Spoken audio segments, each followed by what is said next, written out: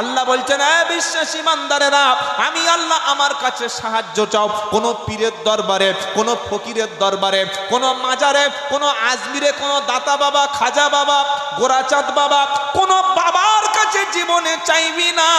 কারণ যে বাবার কাছে চাইতে গেছিস ও বাবা ডাক শুনতে পায় না। বললে হুজুর নমুনা, কোরআন শোনাচ্ছে, ওয়ামান আদাল্লু মিম্মাই ইয়াদউ মিন দুনিল্লাহি মাল্লা ইস্তাজিবু লাহু ইলা ইয়াউমিল কিয়ামাতি ওয়া হুম আন দুআইহিম গাফিলুন ওয়া ইদা হুশিরান নাসু কানু লাহুম আদা ওয়া কানু বিইবাদাতিহিম সূরা আহকাবের আয়াত একদম 26 পারা প্রথম পৃষ্ঠায়, ওয়াকানু বিইবাদাতিহিম কাফিরিন। সূরা আহকাব 26 নম্বর পারা প্রথম পৃষ্ঠায় ঠিক মিডল পয়েন্টে আছে। প্রচুর মানুষ দেখবেন মাজারে গিয়ে দোয়া চায়, চায় না? হ্যাঁ কিনা বলেন? মাজারে যাচ্ছে, মাজারে গিয়ে জিয়ারত করুন, অসুবিধা নাই, আছে? বাপের কবর, মায়ের কবর, কোনো আল্লাহ ওয়ালার কবর জিয়ারত করুন, সওয়াব হবে। কিন্তু মাজারে গিয়ে সেজদা করছেন, মান্নত করছেন, ছাগল দিচ্ছেন, খাসি দিচ্ছেন, মজা করছেন যে মাজারে যিনি শুয়ে আছেন তিনি জীবিত, তিনি শুনতে পায়, তিনি সাড়া দেয়, তিনি সাহায্য করে, তিনি আমার বাচ্চা দেবে, আমার ছেলের পরীক্ষায় উত্তীর্ণ করে দেবে। মাজার থেকে ফয়েজ আসলে আমার মাথার পাক খুলে যাবে। মাজার থেকে পিসাব যদি একবার রহমতের দৃষ্টিতে তাকায় আমার বিপদটা সব কেটে যাবে। মাজারে যিনি শুয়ে আছেন উনি একবার যদি খুশি হয় আর সে আজিমের মালিক খুশি হয়ে যাবে। আর মাজার থেকে যদি একবার আমার উপরে রহম করে আমার কোনো বিপদ হবে না। এরকম মনে করে কবরে যাওয়াই হচ্ছে শিরক। কোরআন খুলুন, 26 পারা প্রথম পৃষ্ঠা 6 নম্বর লাইন 4 নম্বর আয়াত, বাংলা অর্থ পড়ুন, আমার কানটা টেনে ধরুন। মিথ্যা যদি বলি, ভুল যদি বলে থাকি আমাকে জিজ্ঞাসা করুন যে আমি কেন মিথ্যা কথা বলছি। কোরআন কি শোনাচ্ছে? ওয়ামান আদাল্লু মিম্মাই ইয়াদউ মিন দুনিল্লাহি মাল্লা ইয়াস্তাজিবু লাহু ইলা ইয়াউমিল কিয়ামাতি ওয়া হুম আন দুআইহিম গাফিলুন। আল্লাহ বলছেন ওমান আদাল্লু, এটা সুপারলেটিভ ডিগ্রি। তার চাইতে বিভ্রান্ত, তার চাইতে বড় পথভ্রষ্ট, তার চাইতে গোমরা পৃথিবীতে আর কে আছে? কোন ব্যক্তি গোমরা, কোন ব্যক্তি পথভ্রষ্ট, কোন ব্যক্তি সবচাইতে বিভ্রান্ত? কোরআন শোনালো ওমান আদাল্লু মিম্মাই ইয়াদউ মিন দুনিল্লাহ। আমার আল্লাহ বলছে তার চাইতে বড় পথভ্রষ্ট আর পৃথিবীতে কেউ নাই। কোন ব্যক্তি? যে ব্যক্তি আল্লাহকে ছেড়ে, মসজিদকে ছেড়ে, নামাজকে ছেড়ে, আল্লাহর ডাক, আল্লাহর সামনে দোয়া করা বাদ দিয়ে আল্লাহর দরবার থেকে হাতটা ফিরিয়ে নিয়ে কোনো পীরের দরবারে গিয়ে হাত তুলে কবরের কাছে দোয়া করে। আল্লাহর দরবার হচ্ছে মসজিদ আর পীরের দরবার হলো মাজার। মাজারের সামনে গিয়ে সেজদা দেয়, মসজিদে সেজদা দেয় না। আল্লাহর কাছে হাত তুলে কখনো কাঁদে না, আল্লাহর ঘরে গিয়ে চোখের পানি বার হয় না। কিন্তু কবরও দেখলে 1.5-2 ঘন্টা কাঁদে আর মনে করে কবরওয়ালা শুনতে পাচ্ছে, উনি আমার ডাকটা আল্লাহর কাছে পৌঁছে দেবে। কোরআন শোনাচ্ছে তার চাইতে পথভ্রষ্ট পৃথিবীতে কেউ নাই। ওয়ামান আদাল্লু মিম্মাই ইয়াদউ মিন দুনিল্লাহ, যে ব্যক্তি আল্লাহ ছাড়া অন্য কারোর কাছে সাহায্য চায়, অন্য পীরের কাছে সাহায্য চায়, অন্য কবরওয়ালার কাছে সাহায্য চায়, কোনো আস্তানা, গাছতলা, পিত্তলা, তালতলা, নারকেল তলা, মাজার তলায় কাঁদে আর বলে আল্লাহ আমি এই কবরের কাছে কেঁদেছি, বাবা তুমি আল্লাহর কাছে একটু পৌঁছে দাও, আল্লাহর কাছে আমার হয়ে তুমি একটু বলে দাও, আমি তো গুনাহগার, আমি তো অপরাধী, আমি তো দাড়ি ছাঁচা সুদ করবে নামাজি, আমি কাঁদলে মনে হয় আল্লাহ দেবে না, তুমি একটু আল্লাহর কাছে বলো। কোরআন বলছে পথভ্রষ্ট, বিভ্রান্ত, গোমরা। আল্লাহ বলছে শোনো, ওয়ামাল্লা ওমান আদাল্লু মিম্মা ইয়াদউ মিন দুনিল্লাহি। এবার আসল মজার কথাটা শুনু, মাল্লা ইয়াস্তাজিবু লাহু ইলা ইয়াউমিল কিয়ামাতি ওয়া হুম আন দুআইহিম গাফিলুন। পাশে ইবনে সাহেব বসিয়ে নেই নাই, কি বুঝলেন? আমি যা বলছি কোরআন পাশ থেকে আমার কানে রিপিট আসছে, বুঝলেন? মাল্লা ইয়াস্তাজিবু লাহু ইলা ইয়াউমিল কিয়ামা। আল্লাহ বলছেন তুমি যদি কিয়ামত পর্যন্ত খাজা বাবার কাছে চাইতে থাকো, কিয়ামত পর্যন্ত হাড়ুয়ায় গোরাচাঁদ পীরের কাছে চাইতে থাকো, কিয়ামত পর্যন্ত বীরভূমের পাথর চাপড়ির শিউড়িতে যদি বাবার কাছে কাঁদতে থাকো, কিয়ামত পর্যন্ত বড় পীরের মাজারে যদি সেজদা দিতে থাকো, আল্লাহ বলছে মাল্লা ইস্তাজিবু লাহু ইলা ইয়াউমিল কিয়ামা, কিয়ামত পর্যন্ত তোমার ডাকে তারা কখনো সাড়া দিতে, জোরে বলেন, আল্লাহ বলছেন সাড়া দিতে পারবে না। কেন পারবে না? এবার আসল কথাটা শুনুন, ওয়াহুম আন দুআইহিম গাফিলুন। তুমি যে চাইছো, তুমি যে কাঁদছো, তুমি যে বলছো বাবা ছেলে দাও, বাবা মেয়ে দাও, বাবা সুস্থ করো, চাকরি দাও, সংসারে বড্ড টাকার অভাব, তুমি কিছু সাহায্য করো, কবর থেকে আমার দিকে কিছু নেক নজর করো, একটু ফয়েজ আমার দিকে দিয়ে দাও। কোরআন শোনাচ্ছে ওয়াহুম আন দুআইহিম গাফিলুন, তোমার দোয়া সম্পর্কে তারা হচ্ছে গাফেল, তাদের দোয়া সম্পর্কে তাদের ধারণা নাই, তারা জানেই না, দোয়া সম্পর্কে তারা গাফেল। এরপর আল্লাহ পাক আরো শুনিয়ে দিল, হে বান্দা তুমি শুনে রাখো, ওয়া ইদা হুশিরুন নাসু কানু লাহুম আ'দা, আর কিয়ামতের দিন ওই পীরেরা, ওলিরা, আল্লাহওয়ালারা, হাক্কানি পীরেরা তোমার শত্রু হবে।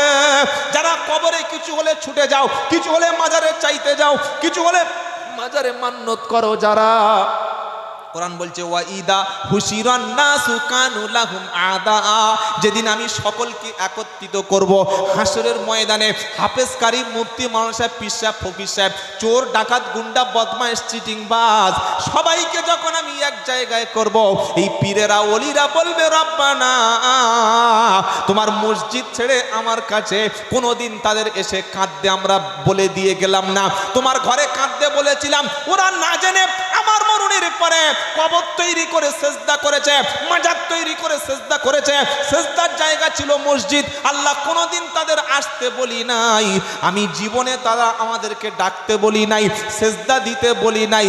আল্লাহ পাকের সামনে সেদিন হাক্কানি পীরেরা, এই মাজার পূজারী ভণ্ড, এদের বিরুদ্ধে কিন্তু সেদিন সাক্ষী দেবে। আরো স্পষ্ট করে আছে, কোরআন শোনাচ্ছে, হে বান্দা তুমি শুনে রাখো, ওয়া ইন তাদউ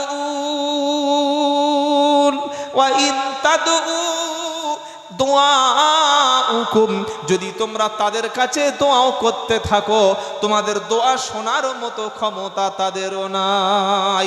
শোনেন কে? জোরে বলেন। সামি এবং বাসির। আমরা যখন রুকু থেকে যাই কি বলি?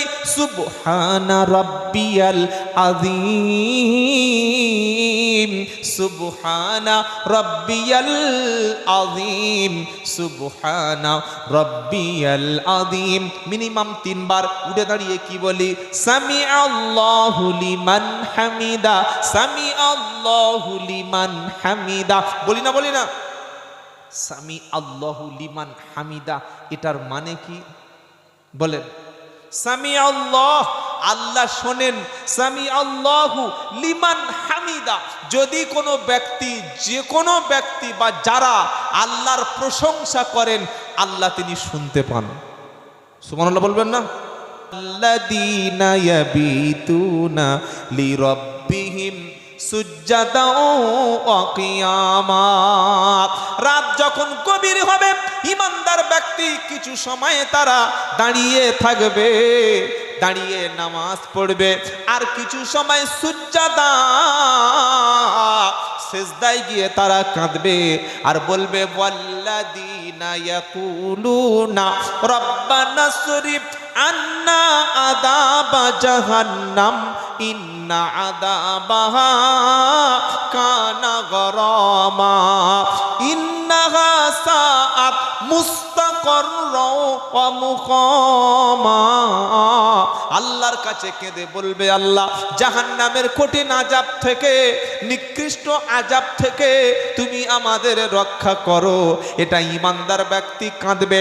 এশার নামাজ পড়ে দ্রুত ঘুমিয়ে যাবেন। রাত যখন 3:30 4টে বাজবে, টাকা দরকার, সম্পদ দরকার, জমি দরকার, জায়গা দরকার, মেয়েটার জন্য ভালো একটা জামাই দরকার।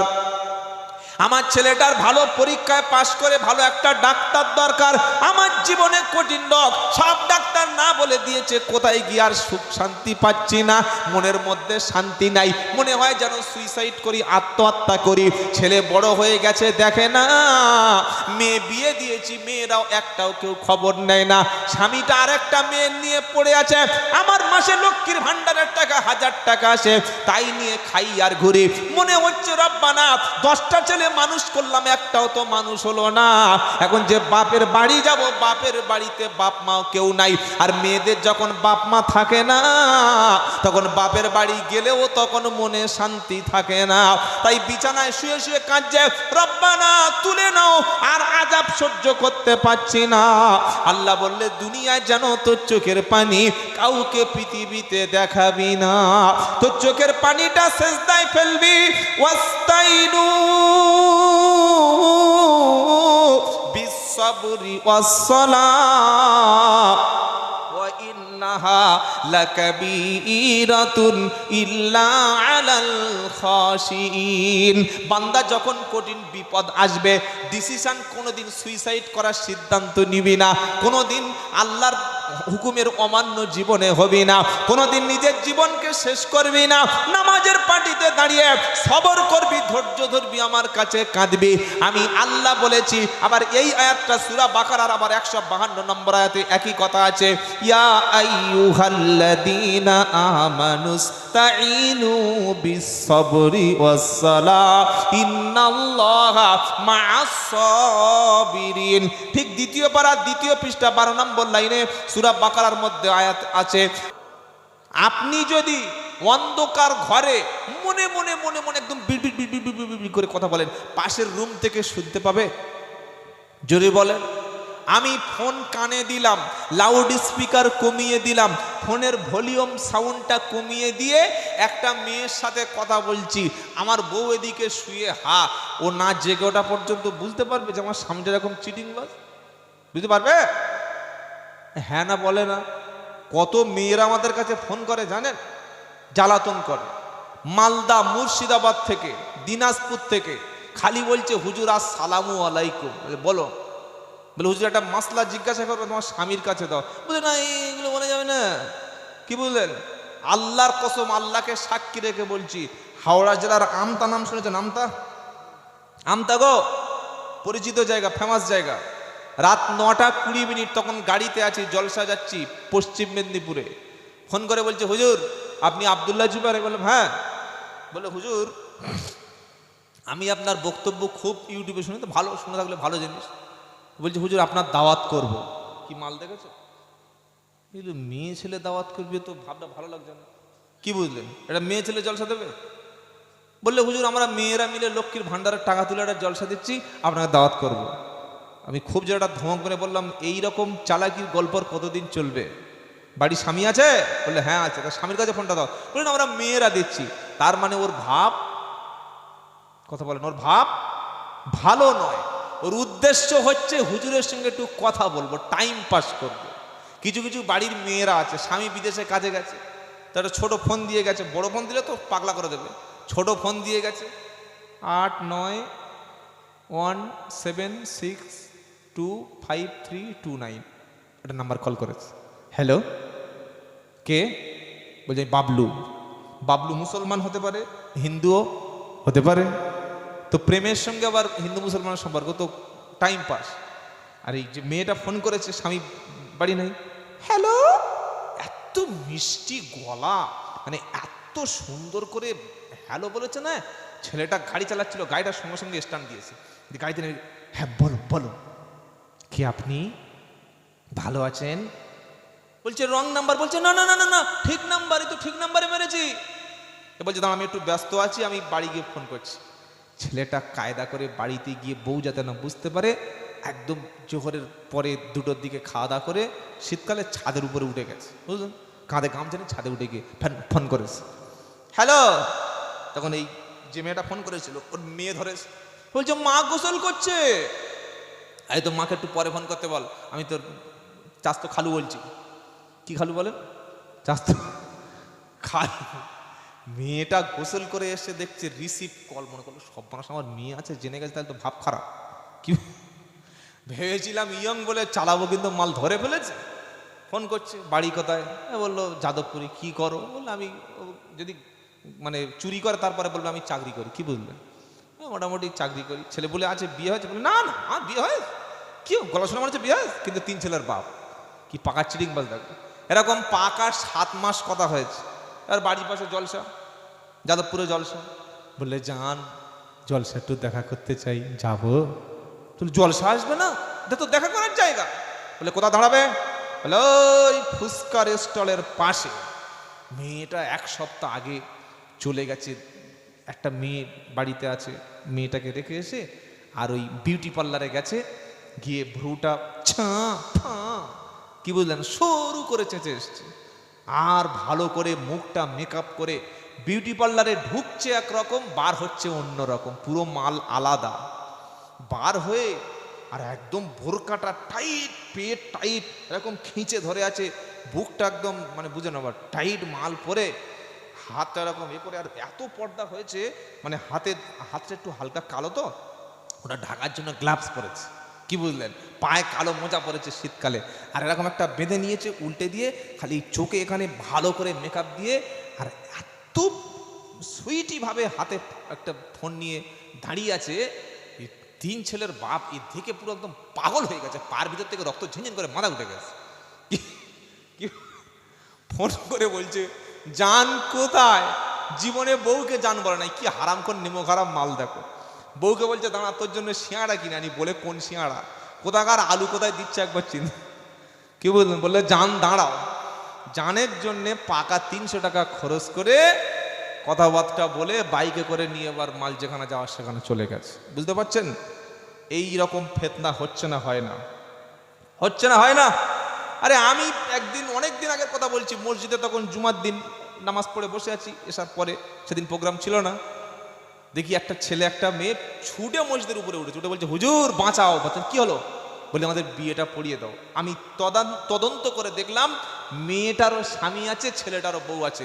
বলুন, আমি আব্দুল্লাহ জুবায়ের জলসায় চলে এসেছি, আমার বউ দেখছে সারা সময় দিতে পারছে না। কি বুঝলেন? ও এখন একটা ছেলের সঙ্গে কন্ট্যাক্ট করে মাল চলে গেছে, ডায়মন্ডে চলে গেছে। গিয়ে যদি ইমাম সাহেবের হাতে 10,000 টাকা দেয়, দিয়ে বলে আমার এই ছেলেটার সঙ্গে বিয়ে পড়িয়ে দাও, আমি আব্দুল্লাহ জুবায়ের যতক্ষণ না আমার স্ত্রীকে তালাক দেব অথবা আমি মারা যাব, তালাক দিলে 3 মাস 10 দিন, আর মারা গেলে 4 মাস 10 দিন, এই যে ইদ্দত, যে ডিউরেশন, এইটা পার না করে আমি তালাক না দিলে আমার স্ত্রীকে কেউ বিয়ে করতে পারবে? জোরে বলুন। কাজী অফিসে নকল সাক্ষী পাওয়া যায়, নকল লোক পাওয়া যায়, তারা বাপ সাজে, মা সাজে। ও 3000 টাকা দিলে বাপ হয়ে যাবে, সাক্ষী হয়ে যাবে, বিয়ে দিয়ে কার বউ কেউ নিয়ে সংসার চালাচ্ছে ভাবতে পারবেন না। আর হারামজাদা তৈরি হচ্ছে, মানে ওই মানে হারামির বাচ্চা তৈরি হচ্ছে। আর খালি বলছে হুজুর এত দোয়া করছি, এত মিলাদ হচ্ছে, এত জলসা হচ্ছে, কই কাজ হয় না। মরা গাছের গোড়ায় পানি দিলেই কি আর ফুল ফোটে রে ভাই? মালটার জন্মটাতেই তো হারাম হয়ে গেল। তাই কোরআন শোনাচ্ছে নারীরা, ইনি তাকাইতুন নাফালা তাখদাআনা বিল কওলি ফায়াতমাআল্লাযী ফি কলবিহি মারাদ। আহা, 22 পারা সূরা আহজাবের ঠিক 3 নম্বর লাইনেতে আল্লাহ পাক শোনাচ্ছে, হে নারীরা তোমরা আল্লাহকে ভয় করো। তোমরা যদি আল্লাহকে ভয় করে থাকো, পর পুরুষ যদি তোমার সঙ্গে কথা বলতে চায়, কোনো নারী বিয়ে হয়ে যাওয়ার পরে তার নিজের মায়ের পেটের ভাই, তার শ্বশুর স্বামী ছেলে এবং তার নিজের মামা, নিজের খালা, নিজের খালু, যাদের সঙ্গে বিয়ে করা হারাম, তারা আপনার স্ত্রীর সঙ্গে ফোনে কথা বলতে পারবে, দেখা হলেও কথা বলতে পারবে। আপনার স্ত্রীর চাচাতো ভাই অনেক দিন পরে এসছে, আপনার স্ত্রীর মামাতো ভাই, আপনার স্ত্রীর পড়াশোনার সাথী, মাধ্যমিক একসঙ্গে দিয়েছে, উচ্চ মাধ্যমিক একসঙ্গে দিয়েছে, একই সঙ্গে তারা সিট পড়েছিল পরীক্ষার, দেখা করতে এসছে, কিংবা অপরিচিত কোনো ব্যক্তি যদি আপনার স্ত্রীর সঙ্গে, আমার স্ত্রীর সঙ্গে, আমার মেয়ের সঙ্গে, আমার বোনের সঙ্গে ফোনে কিংবা ডাইরেক্ট যদি কথা বলতে চায়, কোরআন শোনাচ্ছে ইনিত্তাকাইতুন নাফালা তাকদানা বিহি তাকদানা বিল কওলি ফায়াতমা আল্লাযী ফি কলবিহি মারাদ। এই ইমানদারেরা, যে কোনো পুরুষ কোনো নারীর সঙ্গে কথা বললে, ওরকম মিষ্টি মিষ্টি কথা বললে, মাঝে মাঝে থ্যাংক ইউ জানালে, দাদা কেমন আছো বললে, নারীর গলা যখন পুরুষের কানে যায়, ও বউয়ের আওয়াজের চাইতে তখন বাঁশি লাগে। মনটা যাতে গলে না যায়, তোমার বাড়িতে বিবি রেখে, তোমার বাড়িতে স্বামী রেখে অন্য পুরুষের সঙ্গে জানো, কোরআন বলছে নারীরা মিষ্টি সুরে কথা বলো না, কারণ যে পুরুষের মনে রোগ আছে, রোগে আক্রান্ত হবে, সংসার মোটে আরো তখন টিকবে না। ইমাম সাহেব বাড়িতে চলে গেছে, ওনার স্ত্রী এসে নামাজ পড়াতে পারবে ফজরের, মাগরিবে? কেন পারবে না? সে যদি আলিমা হয়, সে যদি পর্দানুশীনা হয়, কেন নামাজ পড়াতে পারবে না? সে যদি হিজাব পরে থাকে, নিকাব পরে থাকে, তারপরে নামাজ হবে না? তার কারণ হলো মেয়েদের কণ্ঠটা হলো, জোরে বলো, পর্দা। আপনার স্ত্রী ইচ্ছা করে মসজিদে কোনোদিন আজান দিতে পারে না, আপনার স্ত্রী ইচ্ছা করে কখনো জোরে কোরআন পড়তে পারে না, তবে ঝগড়ার সময় জোরে জোরে ঝগড়া করলে সওয়াব হবে। ঝগড়া করলে জোরে বলুন না, আমি একা বলবো, আপনার দুজন সাক্ষী দিন, কি হবে? খালি কোমরে কাপড় বেঁধে বলছে কাকলির মা বার হয়ে আয় ডলে দেব, আর কি গলা রে বাবা, কি বুঝলেন? আর ইমাম সাহেব দেখলে, এই মৌলবি মৌলবি আসছে, এই মৌলবি আসছে, সাইড দে। আর ইমাম সাহেব চলে গেলে মাথার কাপড় খুলে এবার মনের কথাটা মিটিয়ে দে। ছি ছি ছি ছি, তওবা তওবা। মেয়েদের কণ্ঠটা পর্দা কবে আপনারা বুঝবেন বলুন? যে মেয়েটা আজান দিতে পারছে না, জোরে কোরআন পড়তে পারছে না, জোরে কাউকে সালাম দিতে পারছে না, কারণ এমনও নারী আছে যার দেখতে আল্লাহ সৃষ্টি খুব ভালো না, আছে না, কিন্তু তার গলাটা এত মারাত্মক ফার্স্ট ক্লাস গলা, ও শুনলে মনে হবে যেন 16 বছরের মেয়ে, কিন্তু দেখা গেল 49 বছর। কি বুঝলেন? 3 বছর কথা বলে দেখা করতে গিয়েছে, দাদির সঙ্গে দেখা করতে এসেছি, এরকম রিপোর্ট আছে। এজন্য কোরআন বলছে খবরদার নারীরা, যেই তোমার স্বামীর ফোনে ফোন আসবে, তোমার নাম্বারে যদি রং নাম্বার থেকে ফোন আসে, হ্যালো কে, ও ঠিক আছে স্বামী বাড়ি নাই, রাখুন 5 মিনিট পরে করবেন, কথা বলতে পারবো না, ফোন কেটে দাও। আর যদি বলি হ্যালো, আচ্ছা, ও ওকে, আমার স্বামী এখন বাড়ি, মানে যেরকম ভঙ্গি করে, মানে যেগুলো করে, এরকম যদি কথা বলে, যারা দুষ্টু, যাদের মনে নোংরামি আছে, রোগ আছে, পরের বউর সঙ্গে কথা বললে যাদের দিলটা খুশ হয়, দিল খুশ মাল, ওরা রোগে আক্রান্ত হবে না? হবে না? যদি বলেন, এই জন্য নারীদের কণ্ঠটাও পর্দা, শুধু শরীরটা পর্দা না, কণ্ঠটাও পর্দা। কিছু মনে করবেন না, আপনাদের উত্তর 24 পরগনার, আমাদের দক্ষিণ 24 পরগনার আর একটা রোগ আছে। রোগটা কি? একদিন জলসা হবে, তার আগের দিন গজল নাইট হবে।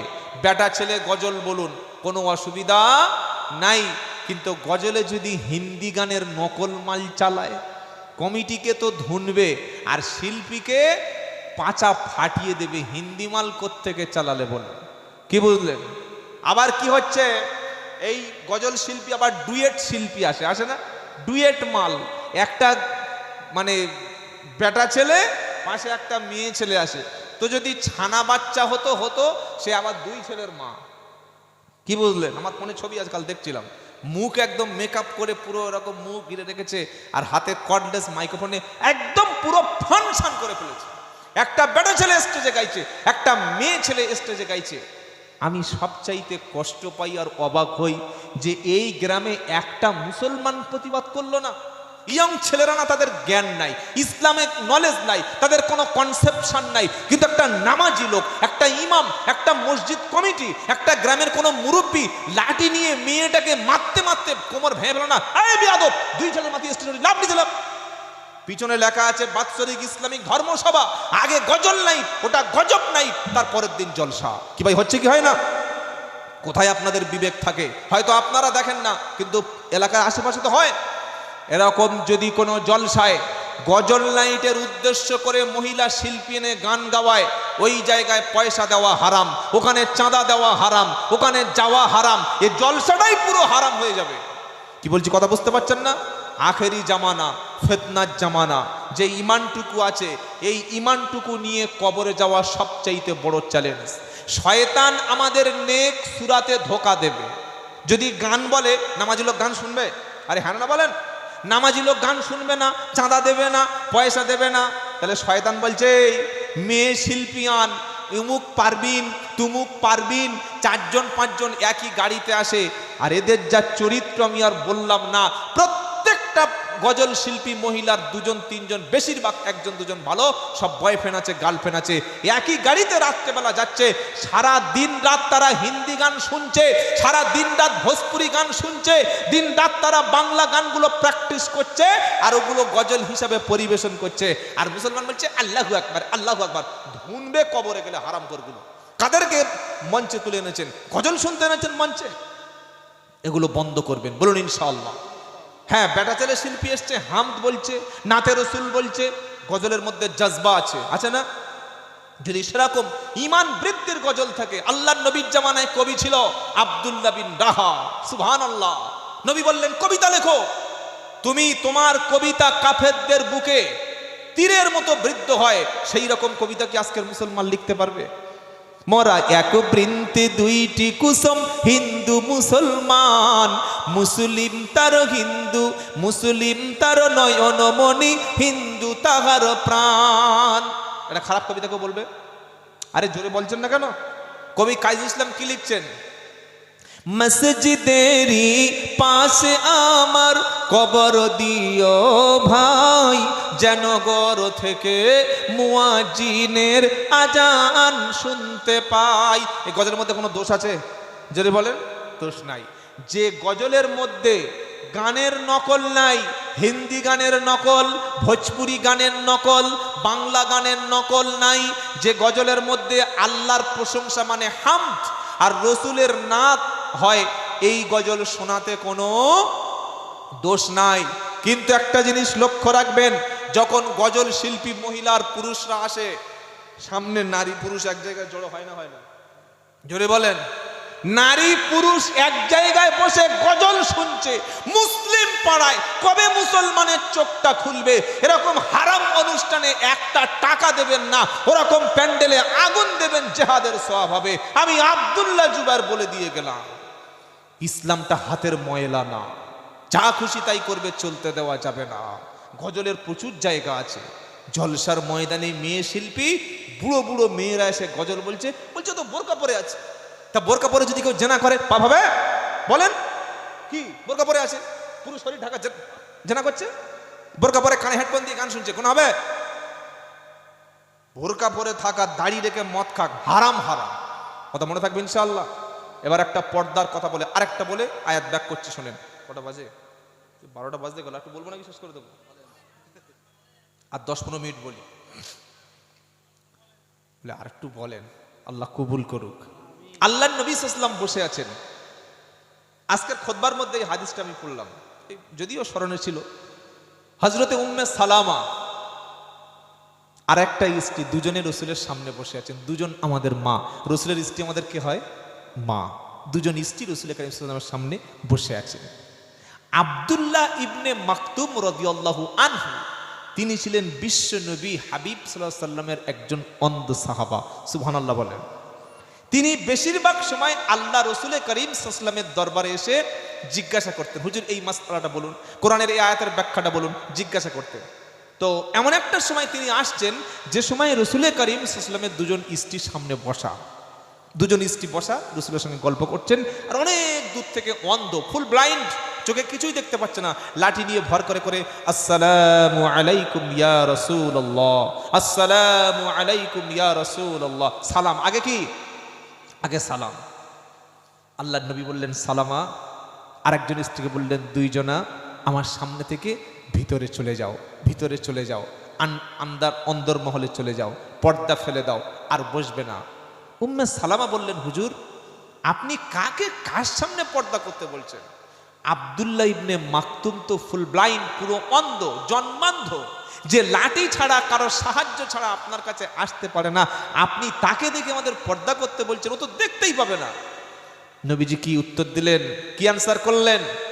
নবীজি বললেন, শোনো, সে অন্ধ হলেও তোমরা অন্ধ না। তোমরা বসে কথা বলবে, নবীর স্ত্রীর গলার আওয়াজ একজন অন্ধ সাহাবার কানে যাবে, এটা রসুলে পাক সাল্লাল্লাহু আলাইহি সাল্লাম তিনি ভালো বলে মনে করলেন না। আর আমার ঘরের মেয়েটা টিউশনি পড়তে গেছে, পরপুরুষের বাইকে আসছে, আমার বাড়ির বউটা বন্ধন অফিসে গিয়ে লম্পট, লুচ্চা, জেনাখোর, চিটিংবাজ, সুদখোর অফিসার মানে বন্ধন অফিসার, মহিলা সমিতি মানে সুদের অফিসার, তাদের কাছে আমার স্ত্রী, আপনার স্ত্রী গিয়ে বসছে, গায়ে গা লাগছে, পায়ে পা লাগছে, কাঁধে কাঁধ লাগছে, দাঁত বার করে হাসছে। ওটা একজন মুসলমানের বুকে যদি সামান্য আঘাত না লাগে, বুঝতে হবে আপনার মুসলমান হওয়ার কোনো অর্থই নাই। মুসলমানকে যার স্ত্রী, যার কন্যা, যার মা, যার বোন, এই চারটে নারী পরপুরুষের পাশে বসলে সঙ্গে সঙ্গে মাথায় আগুন ধরে যাবে। আমার স্ত্রীকে একটা পরপুরুষ হাত দিচ্ছে, আমার মেয়ের পাশে একজন পরপুরুষ বসে ছুঁইছে, আমার মেয়ের শরীরে একজন পরপুরুষ টাচ করছে, হতে পারে সেটা ব্যাড টাচ, হতে পারে সেটা সেক্সুয়াল হ্যারাসমেন্ট, হতে পারে সেটা যৌন সম্পর্ক করতে চাইছে, হতে পারে সে খারাপ মানসিকতা নিয়ে সে টাচ করছে। এটা আমার বিবেক বাঁধবে না? বিহারের নীতিশ কুমার দেখেছেন, বিহারের মুখ্যমন্ত্রী, এটা একটা মুসলমান কেন, এটা একজন হিন্দু হলেও, একজন খ্রিস্টান হলেও, একজন মানুষ হলেও তার শরীরে রক্ত আগুন হয়ে যাবে। আমার হিন্দু মা, তারা আমাদের মা। পশ্চিম বাংলার এমন কোনো মসজিদ নেই, বেশিরভাগ মসজিদে, আমার বাড়ি চাম্পাহাটি, বারাইপুর, প্রায় দিন আসরের নামাজের পরে বার হয়ে দেখি হিন্দু মায়েদের হাতে শাঁখা, কপালে সিঁদুর, হাতে জলের বোতল, হাতে তেলের বোতল, বাচ্চাটার এনে জুতোটা দূরে খুলে রেখে বলে, বাবা আপনি একটু ঝাড়ফুঁক করে দেন। কি হযরত আসে না? আসে না? হিন্দু মায়েরা আসে না? আমরা কোনোদিন বলি না যে মুসলমানদের মসজিদ থেকে হিন্দুদের জন্য ঝাড়ফুঁক করব না, আমরা কোনোদিন বলি না। কেন বলি না? ইসলাম হলেন সর্বজনীন, আল্লাহ হলো বিশ্বজনীন, কোরআন হলো বিশ্বজনীন, মুহাম্মদ সাল্লাল্লাহু আলাইহি ওয়াসাল্লাম হচ্ছে সার্বজনীন, শুধুমাত্র মুসলমানদের আল্লাহ না। কয়েকটা আয়াত বলে দিই, শোনেন। আল্লাহ শুধু মুসলমানদের না, সবার। কুল আউযু বিরাব্বিন নাস, মালিকিন নাস, ইলাহিন নাস, মিন শাররিল ওয়াসওয়াসিল খান্নাস। মালিকিন নাস, তিনি মালিক শুধু মুসলমানদের মালিক না পৃথিবীর সবার, সমস্ত মানুষের মালিক? আল্লাহ সবার। এবার চলুন, আল্লাহর পরে কে? রাসূল করিম বলেন সাল্লাল্লাহু আলাইহি সাল্লাম, তিনি শুধু মুসলমানদের না, সবার। ওয়ামা আরসালনাকা ইল্লা কাফাতাল লিন্নাস। 22 পারা সূরা সাবার 28 নম্বর আয়াতে 4 নম্বর লাইনেতে আল্লাহ বলছে, হাবিব গো, আমি আল্লাহ বিশ্ববাসীর জন্য তোমাকে পাঠিয়েছি। আবার এই কথাটা সূরা আরাফে বলছে, কুল ইয়া আইয়ুহান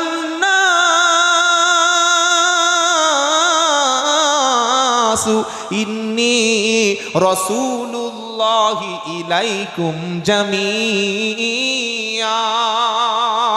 9 নম্বর পারা 9 নম্বর পৃষ্ঠা, 9 নম্বর পারা 9 নম্বর পৃষ্ঠা 10 নম্বর লাইনে সূরা আরাফ আল্লাহ বলছেন, কুল, নবী বলো, ইয়া আইয়ুহান নাস, এ বিশ্বের সমস্ত মানুষ, ইন্নী রাসূলুল্লাহি ইলাইকুম জামিআ, আল্লাহ তাআলা সমস্ত বিশ্বের মানবতার জন্য, সমস্ত মানুষের জন্য আল্লাহ আমাকে রাসূল করে পাঠিয়েছে। সুবহানাল্লাহ বলুন। আল্লাহ সবার, রাসূল সবার। এবার কোরআন খালি মুসলমানদের? আরে বলছেন না কেন? হিন্দুরা পড়বে, খ্রিস্টান পড়বে, জৈন পড়বে, বৌদ্ধ পড়বে, সবাই পড়বে। কে বলছে? আল্লাহ। কোথায় আছে? শাহরু রমাদানাল্লাযী উনজিলা ফীহিল কুরআন হুদাল লিন্নাস। কি কি সুন্দর সব, প্রত্যেকটা নাসের সঙ্গে নাস মিলে যাচ্ছে, দেখে নেবেন। আল্লাহ ছিল মালিকিন নাস, রসুল হচ্ছে তিনি হচ্ছে জামিয়া, তিনি লিল নাস, মানুষের জন্য। আর কোরআন কি 2 নম্বর পারা 8 নম্বর পৃষ্ঠা 1 নম্বর লাইন 185 নম্বর আয়াত সূরা বাকারা, শাহরু রমাদানাল্লাযী উনজিলা ফীহিল কুরআন, আমি আল্লাহ পবিত্র রমজানে কোরআন নাজিল করেছি। কেন কোরআন পাঠালাম? হুদাল লিন্নাস, বিশ্বের সমস্ত মানবতার হেদায়েতের জন্য। সুবহানাল্লাহ বলেন। আল্লাহ সবার, রসুলও সবার, কোরআনও সবার। এবার বাইতুল্লাহ কাবা শরীফটা গোটা বিশ্ববাসীর জন্য শান্তির জায়গা বানিয়েছে। সুবহানাল্লাহ বলেন। নিরাপত্তার জায়গা। কে বলছে? ওয়ামা জাআলনাল ওয়ামা জাআলনা বাইতাল লিন্নাসি মাসাবাতাল লিন্নাস। আল্লাহ পাক বলছে ওয়ামা জাআলনাকা, আমি আল্লাহ পৃথিবীতে কাবা শরীফকে বিশ্বের মানবতার জন্য শান্তির নিরাপত্তার ঘর বানালাম। সুবহানাল্লাহ বলেন। আমরা মুসলমান, আমরা কল্যাণকামী, শুধু মুসলমানদের কল্যাণকামী হতে হবে না, শুধুমাত্র আমরা মুসলমানেরা মুসলমানদের কল্যাণ করব, এজন্য আল্লাহ পাঠায় নাই। কি জন্য পাঠিয়েছে? কোরআন। কুনতুম খায়রা উম্মাতিন উখরিজাত লিল মুসলিমিন, তাই তো নাকি? এই আয়াত বললে ঠিক হবে না, ভুল হবে? দুজন পাশে বসে আছে, যাবো কোথায়? কুনতুম খায়রা উম্মাতিন উখরিজাত লিন্নাস তা'মুরুনা বিল মা'রুফি ওয়া তানহাউনা আনিল মুনকার। আমি আল্লাহ, এটা সূরা আল ইমরানের 110 নম্বর আয়াত, একদম ওই 3য় পৃষ্ঠা আয়াতটা আছে, শুনছেন? হ্যাঁ, 4 নম্বর পৃষ্ঠা 1ম লাইনে 110 নম্বর আয়াতে আছে কি? কুনতুম খায়রা উম্মাতিন উখরিজাত লিন্নাস, আমি আল্লাহ তোমাদেরকে, অর্থাৎ উম্মতে মুহাম্মাদি তোমাদেরকে বেছে বেছে নির্বাচন করেছি, তোমরা পৃথিবীতে সমস্ত মানবতার জন্য কল্যাণ করবে। সুবহানাল্লাহ বলুন। আর তোমরা দুটো কাজ করবে কি? তা'মুরুনা বিল মা'রুফি ওয়া তানহাউনা আনিল মুনকার, সৎ কাজের আদেশ করবে, অসৎ কাজের নিষেধ করবে। সুবহানাল্লাহ বলেন। আর সৎ কাজের আদেশ, অসৎ কাজের নিষেধ যদি কেউ করে তার লাভটা কি শোনেন। তার আগের 104 নম্বর 5 নম্বর আয়াতে আল্লাহ আছে, বলছেন কি? ওয়ালতাকুম মিনকুম উম্মাতুন ইয়াদুনা ইলাল খায়র ইয়া'মুরুনা বিল মা'রুফি ওয়া ইয়ানহাউনা আনিল মুনকার ওয়া মান আহসানু কওলাম মিম্মান দাআ ইলাল্লাহ ওয়া আমিলা সালিহান وقال إنني من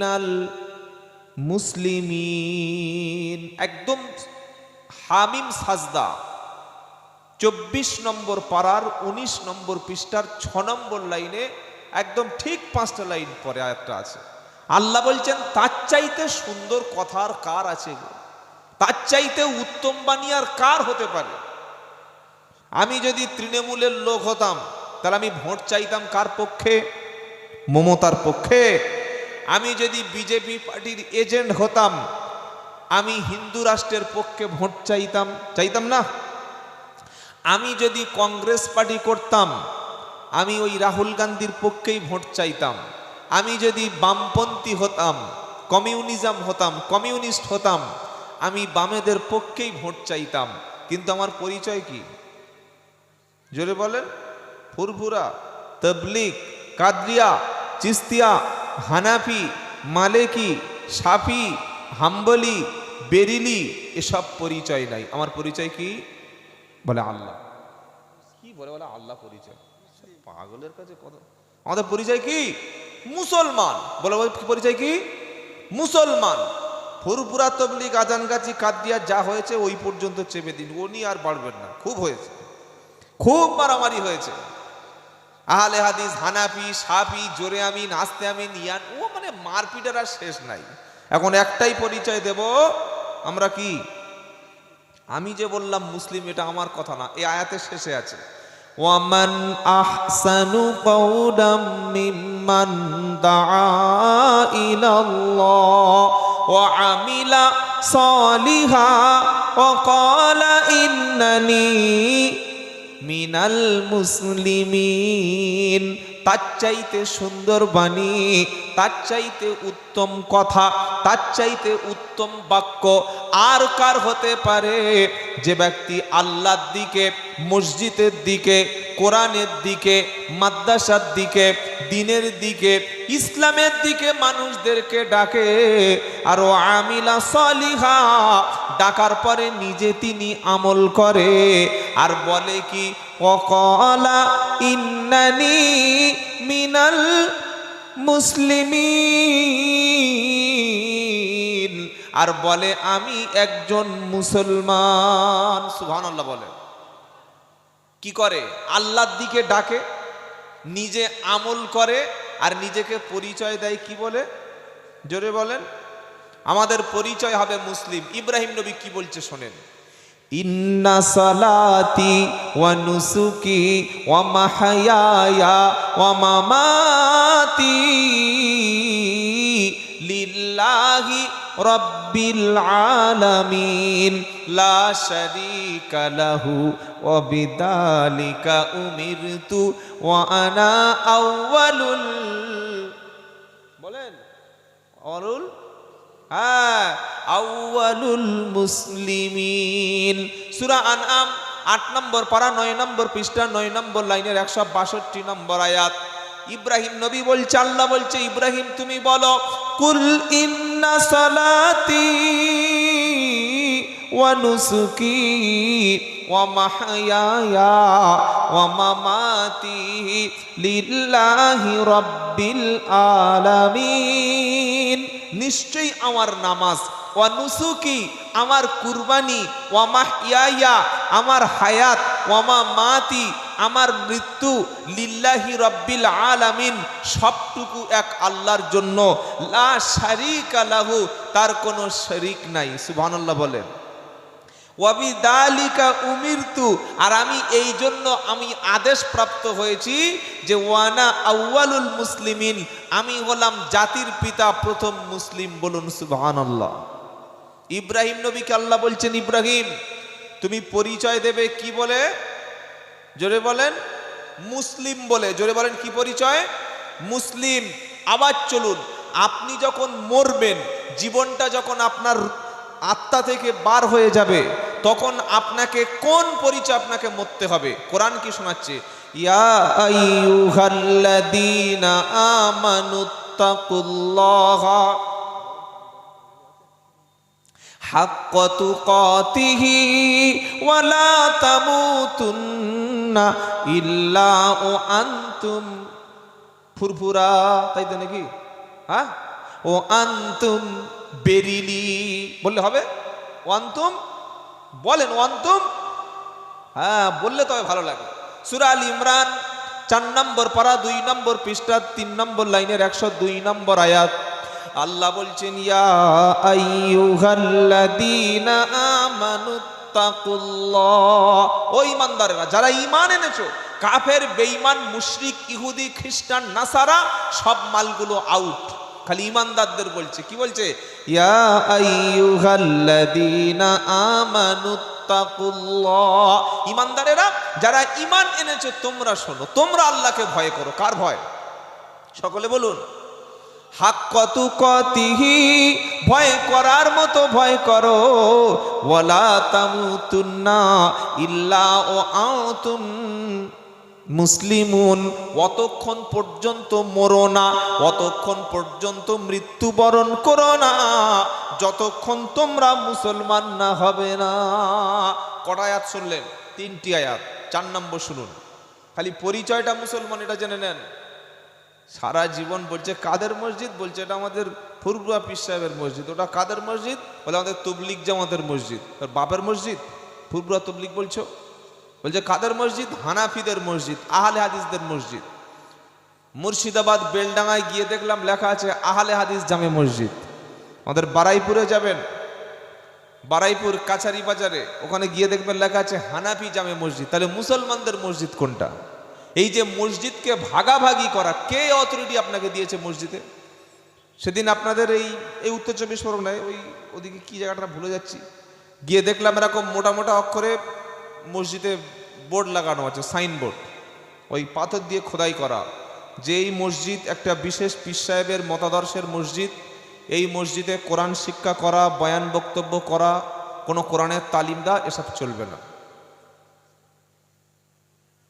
ভিডিও দেখবেন, দেখাবো, দেখলে আচ্ছা আপনি বলুন, মসজিদের গায়ে যদি লেখা থাকে যে কোরআন শিক্ষা চলবে না, তালিম চলবে না, বয়ান চলবে না, বক্তব্য চলবে না, তাহলে মসজিদটা কিসের জন্য করেছেন?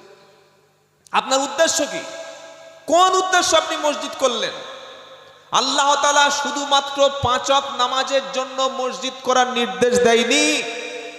খুব ভালো করে মাথায় রাখুন, আজকের পশ্চিম বাংলার জমিনে মসজিদগুলো কানা হয়ে যাচ্ছে। মসজিদের ফ্লোরে আগে ছিল সিমেন্ট, তুলে দিয়ে টাইলস, তুলে দিয়ে ভালো পাথর বসানো হলো, ওপরের ছাদটাকে ভেঙে ভালো ফল সিলিং লাগিয়ে সুন্দর ডেকোরেটার্স করা হলো, ফ্যানগুলো বন্ধ করে এসি চালিয়ে দেওয়া হলো, কাঠের জানালাগুলো খুলে দিয়ে ভালো স্লাইডিং জানালা লাগিয়ে দেওয়া হলো, মসজিদের সাউন্ড সিস্টেমটা ডিজিটাল সাউন্ড সিস্টেম হলো, মসজিদের সামনে বিশাল একটা সুন্দর একটা ভালো পরিবেশ তৈরি করা হলো। আর ইমাম সাহেবের খবর নিয়ে দেখলাম কত মাইনে দিচ্ছে হুজুর, বললে 5,000 টাকা। 5,000 টাকা, 5,000 টাকা ইমামের পিছনে নামাজ হবে না। আমি আব্দুল্লাহ জুবায়ের বলে দিচ্ছি শুনুন, বর্তমানে যদি কোনো মসজিদে টাইলস থাকে, পাথর থাকে, 10,000 টাকা ইমামের বেতন দেবেন। যদি না দেয়, কিয়ামতের দিন ওই মসজিদ কমিটি, ওই সেক্রেটারি, ওই ক্যাশিয়ার সভাপতিকে জাহান্নামের খুঁটিতে আল্লাহ বাঁধবে। লিখে রেখে দেন কথাটা। কথা বুঝতে পেরেছেন? আপনার ছেলে কাজ করতে গেছে হাওড়া জেলায়, কাজ করতে গেছে মেদিনীপুরে, কাজ করতে গেছে ব্যাঙ্গালোরে, মাসের শেষে যদি 6,000 টাকা পাঠায়, ওই কাজ আপনার ছেলেকে করাবেন? হ্যাঁ বান একটা উত্তর দিন, বসে থাকবেন না, করাবেন না। আপনি নিজে একটা কাজে গেছেন, 24 ঘন্টা ডিউটি, সপ্তাহে একদিন ছুটি হবে, আপনাকে 7,000 টাকা দেবে, কাজ করবেন? করব না। তাহলে আমি যখন করব না, আমি ইমাম সাহেবকে কিভাবে 5,000 টাকা 6,000 টাকা দিলাম? সেদিন উত্তর চব্বিশ পরগনায় সন্দেশখালী পার হয়ে ওখানে গেলাম একটা প্রোগ্রামে, 4,000 টাকা বেতন দিচ্ছে, 4,000 টাকা। ইমাম সাহেব বলছে আর চোখ থেকে ঝরঝর করে পানি পড়ছে। বললে হুজুর আমার 2টো ছেলে আর এক স্ত্রী, বাপ মা আছে, যখন ডাক্তারের প্রয়োজন হয় দেখানো, তখন আমার শুধু ভাত ছাড়া কোনো উপায় থাকে না। কমিটি বলছে হুজুর গরিব মহল্লা, তো গরিব মহল্লা মসজিদে টাইলস এলো কোত্থেকে, পাথর বসলো কোত্থেকে, মসজিদে এত লাখ টাকার বিল্ডিং হলো কি করে? 30 লাখ টাকার বিল্ডিং করতে পারে মসজিদে, আর ইমাম সাহেবকে শোয়াচ্ছে সিঁড়ির তলায়, এই হারামখোর মসজিদ কমিটি। কি বলছি কথা বুঝতে পারছেন না? 30 লাখ টাকার মসজিদ করেছে, আর ইমামকে শুতে দিচ্ছে সিঁড়ির তলায়। ঢুকতে গেলে মাথায় শিয়ালের মতো ঢুকতে হবে, বারোতে গেলে পিছনে শিয়ালের মতো ঢুকতে হবে। আপনি ইমামকে সম্মান করেন? আপনি তো ইমামের পিঠের উপর দিয়ে 2তলার মসজিদের ছাদে উঠে চলে যাচ্ছেন। এই হচ্ছে সমাজের অবস্থা। মসজিদ নির্মাণের উদ্দেশ্য হলো মহল্লার মধ্যে দিনের কাজ হবে, এটাই হচ্ছে উদ্দেশ্য। বলুন সুবহানাল্লাহ। আল্লাহ রাব্বুল আলামিন আজকে 3টে মসজিদের কথা শোনাবো। আল্লাহ রাব্বুল আলামিন প্রথম পৃথিবীতে যে মসজিদ নির্মাণের জন্য বললেন, পৃথিবীর প্রথম মসজিদ কোনটা বলুন? বলেন। মক্কার বাইতুল্লাহ। আমরা বলি মক্কা, কিন্তু কোরআনে কি শব্দ এসেছে? ইন্না আউওয়ালা বাইতিন উদিআ লিন-নাসি লাল্লাযী বিবাক্কাতা মুবারাকা।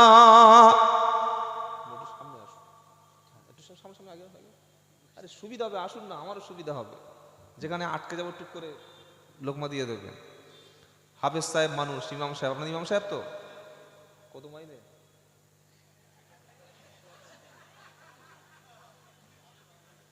ধরা পড়ে গেছে গো। আল্লাহু আকবার, আল্লাহু আকবার। হাফেজ আলেমদের সম্মান করবেন, আল্লাহ আপনাদের সম্মান বাড়িয়ে দেবে। বলুন সুবহানাল্লাহ। আপনার বাপ রাত 3টের সময় মারা গেছে, হুজুর বাপ মরে গেছে, ইনি যাবে না? যাবে না। আমাকে তো মালটা খুঁজেই পাবেন, আমি লেবেকে টাকা নিলে আসবো নাকি? ফোনই তুলবো না। আবার বাঁচলে 1 বছর পরে, রাত 3টের সময় হুজুর বাচ্চাটার পেট যন্ত্রণা করছে, হুজুর ঘুম ছুটে গিয়ে কি হয়েছে ভাই, কি হয়েছে কি হয়েছে বলো, মনে হয় ভূত ধরেছে। ভূত বলে কিছু আছে? ভূত বলে কিছু নাই, বাতাস লেগেছে। বলে তেল পানি দাও, তেল দিল, পানি দিল। একটা ডাক্তার দেখালে মিনিমাম রাত 2টোর সময় ডাক্তার দেখলে ক টাকা দিতে হয়? 500 টাকা, 400 টাকা তো দিতে হয়। হুজুরের হাতে কোনোদিন খুশি করে বলেছি হুজুর আপনি 200 টাকা রাখুন, এটা খুশি হিসাবে, হাদিয়া না। এই ইনসাফটুকু নাই। মেয়ের বিয়ে পড়ানো হয়ে গেছে, হুজুর দোয়া করে দিন। হুজুর দোয়া করছে, আল্লাহ এই পাত্র পাত্রীর সংসারটা ফাতেমা এবং আলীর মতো কবুল করো, আল্লাহ রসুল এবং আয়েশা সিদ্দিকার মতো কবুল করো, আল্লাহ তাদের সংসারে শান্তি দিও, রুজিতে বরকত দিও, আল্লাহ তাদের গর্ভে তুমি নেক সন্তান দান করো। 4-5 জন করে সন্তান, আল্লাহ রুজিতে বরকত দিও, দুজনের সম্প্রীতি বজায় রেখো, ভালোবাসা বজায় রেখো। পাকা টানা 10 মিনিট দোয়া হলো, এবার দোয়া হয়ে গেছে, ইজাবও কবুল হয়ে গেছে। সকলে বলছে ছেলেটা বলছে সালাম দে, আই সালাম দে। ছেলে দাঁড়িয়েছে, সালাম দিয়ে জানা, উঠে বলছে আসসালামু আলাইকুম। সালাম শিখে বিয়ে করতে আসেনি, ও তো ফ্রি ফায়ারের মাল। যেদিন হয়েছিল সেদিন কানের জীবনে আজান জিনিসটাই কি জানে না। এই আমি আসছিলাম তখন 9টা 5-7, এদিকে হুজুর কোরআনের আয়াত পড়ছে আর হারামখোরগুলো বাঁ হাতে সিগারেট খাচ্ছে, সব শিশু করে সিগারেট টানছে, জলসা এসে সব সিগারেট টানছে বসে বসে। আর বাড়ি গিয়ে বসে বলছে জানিস জলসায় গেছিলাম, ও মেয়ে দেখতে এসছিল, ও বাজার গরম করতে এসছিল, ঠেলা খেতে এসছিল, ও জলসা এসছে। আর বুড়ো বুড়ো মেয়েগুলো জলসায় কি করতে এসছে আপনাদের পাড়ায়? মুখে লিপস্টিক, মুখে মেকআপ, দামি দামি পোশাক পরে, কার শরীরে কত মাংস আছে, কার বুকটা কত হাইট আছে, সাইডে কি আছে সব দেখাতে এসছে। আর সবাই দেখছে, কার মেয়ে আর কে বলবে? আপনি বলে মার খাবেন? আপনি বললে আপনার তো ঠ্যাং ভেঙে দেবে। এখন কোনো বিচার আছে নাকি? এখন যে অন্যায় করে সেই ভালো লোক, আর যে বলে সেই দোষী। প্রমাণ একটা নেবেন। 7 তারিখে কলকাতা একটা সমাবেশ হয়েছিল, এটা আমি একাধিকবার বলেছি মিডিয়াতে। 7ই ডিসেম্বর আমাদের হিন্দু ভাইদের গীতা পাঠ অনুষ্ঠান হয়েছে না? আলহামদুলিল্লাহ, ভালো জিনিস। 5 লক্ষ মানুষ আসলো। একজন গরিব ব্যবসায়ী, সে যে ধর্মের হোক, মুসলমান হোক হিন্দু হোক, আমার কাছে পরিষ্কার কথা তিনি একজন ব্যবসায়ী মানুষ। সে প্যাটিস বিক্রি করতে এসছে, ভেজ প্যাটিস আর চিকেন প্যাটিস। কয়েকজন খোঁড়া লুলো আর ওই কিছু জঙ্গি টাইপের ঘিরে ধরে মারতে শুরু করলো, উঠবস করালো। যখন শুনলো যে মুসলমানদের রক্তের তো দাম নাই, তাকে মারতে শুরু করলো। দেখেছেন না? এবং সে 22 বছর ধরে ব্যবসা করছিল। তাকে তার যাদের ধরা হয়েছিল 24 ঘন্টার পরে সে ছাড়া পেয়ে গেল। আমাদের মুখ্যমন্ত্রী বললেন আমি গ্রেপ্তার করেছি। তা আপনি গ্রেপ্তার করে কি করলেন? আপনি কেন তাদের জেলে রাখতে পারলেন না? আর যদি সত্যিকার অর্থে তারা অপরাধ না করে থাকে তাহলে ধরলেন কেন? সেই প্যাটিসওয়ালা 22 বছর ব্যবসা করে গত সপ্তাহে বাড়ি চলে যেতে হয়েছে, এখানে তার নিরাপদ নয়। যিনি ব্যবসা করছিলেন, যাকে মেরেছে, যারা আতঙ্কবাদী বা যারা একটা নিরাপরাধ মানুষের গায়ে হাত তোলে, তারা সাধু। আর যে মার খেলো তার বিরুদ্ধে মিথ্যা মামলা হলো। কোন জায়গায় বুঝতে পারছেন? তা আমি বলে মার খাবো নাকি, মাত্র গাড়ি নিয়ে বার হতে হবে। তবে একটা কথা শুনে রেখে দেবেন, আমি আব্দুল্লাহ জুবায়ের ক্লিয়ার কথা বলি। দক্ষিণ 24 পরগনা, উত্তর 24 পরগনা, নদিয়া জেলা, এই 3-4টে জেলার মধ্যে যেভাবে জলসার উদ্দেশ্য মেলা হয়, কিয়ামতের দিন জলসা কমিটি গ্রামবাসী এবং সর্বোপরি বক্তাদের ধরবে। তোমরা গিয়েছিলে সুরসুর করে মালপানি নিয়ে পালিয়েছো, তোমরা বলনি কেন? নিয়ত করবেন যদি 5টা লোক জলসায় আসে তাও বসুক, 500 লোকের জলসায় আনার দরকার নাই। যদি 20 জন বসে তাও শুনুক। যদি মেলা দেবে তো ভালো করে দোকানপাট বসিয়ে মেয়েদের নিয়ে ভিড় করাবো। ওই প্রসেনজিৎ যারা আছে, আরো বড় বড় সব ওই কি সব যা আছে, আমি অত নাম জানি না, ওদের নিয়ে আসবেন, আরো লোক ভিড় হবে। আর যদি বলেন কোরআন শুনবো তো ভালো করে শুনবেন। দুটোর মধ্যে একটা, হালাল আর হারাম, পাক আর নাপাক, জ্ঞানী আর মূর্খ, টাটকা আর পচা, জেহালাত আর ইলম, দুটো কোনোদিন এক হতে পারে না। পাক আর নাপাক কোনোদিন এক হতে পারে না। সত্য এবং মিথ্যা কোনোদিন এক হতে পারে না। জুলমাত এবং ইনসাফ কোনোদিন এক হতে পারে না। ইসলাম এবং অনইসলামিক কাজ কোনোদিন এক হতে পারে না। এটা আমার ইমানি দায়িত্ব বলে বললাম। আজকের বর্তমান যুগে দাঁড়িয়ে যেটা শোনাচ্ছিলাম, মেয়ের বিয়ে হয়ে গেল, ইমাম সাহেব বিয়ে পড়িয়ে দিল, ইমাম সাহেব চলে যাচ্ছে, হাতে ডেকে 1000টা টাকা দেওয়া হয় যে হুজুর আপনি বিয়ে পড়িয়েছেন 1000 টাকা নিন। হুজুর আসরের নামাজের পর দেখা করব। তুমি আর আসরে আসবে? তুমি তো নামাজই পড়ো না, মসজিদে আসর পর কি দেখা করবে? বাবাজিরা, আল্লাহ ভাইরা, ইমামের প্রতি ইনসাফ করবেন, বলুন ইনশাআল্লাহ। তাহলে কি শোনাচ্ছিলাম, আমাদের পরিচয় কি জোরে বলেন। ইয়া আইয়ুহাল্লাযীনা আমানুত্তাকুল্লাহা হাক্কা তুকাতিহি ওয়া লা তামুতুন্না ইল্লা ওয়া আনতুম মুসলিমিন। ইল্লা ওয়া আনতুম মুসলিমুন, বিশ্বাসী ইমানদারেরা আল্লাহকে ভয় করো। আচ্ছা, আমরা আল্লাহকে ভয় করি ইনশাআল্লাহ? বলেন ইনশাআল্লাহ। আল্লাহকে ভয় করার অর্থ হলো তিনি যেগুলো করতে বলেছে করব, যেগুলো ছাড়তে বলেছে ছাড়ব। যেখানে থাকি সেখানে আল্লাহ আছে। ইয়া আলামু খাইনাতাল আইউনি ওয়া মা তুখফিস সুদূর। 24 নম্বর পারা সূরা মুমিনের 19 নম্বর আয়াতে আল্লাহ পাক দ্বিতীয় লাইনে শুনিয়ে দিচ্ছে 8 নম্বর পৃষ্ঠাতে, বান্দা তুমি আল্লাহকে যদিও বা ভয় না করে থাকো, তোমার চোখ কি দেখছে? তোমার চোখের আড়াল থেকে এদিকে সেদিকে কোন দিকে তুমি উকি মারছো? তোমার চোখটা কোন জিনিস দেখছে? আমি আল্লাহ তোমার চোখের দৃষ্টির খবর জানি, আর তোমার অন্তরের মধ্যে কি হচ্ছে সেটাও আমি জানি। শুধু তাই না বান্দা, তুমি শুনে রাখো, তুমি আমাকে কেন ভয় করবে? তার কারণ হলো, যে ব্যক্তি আল্লাহকে ভয় করবে, আমি আল্লাহ কিয়ামতের দিন তার জন্য রেখেছি জান্নাত এবং পুরস্কার, দুটি জিনিস।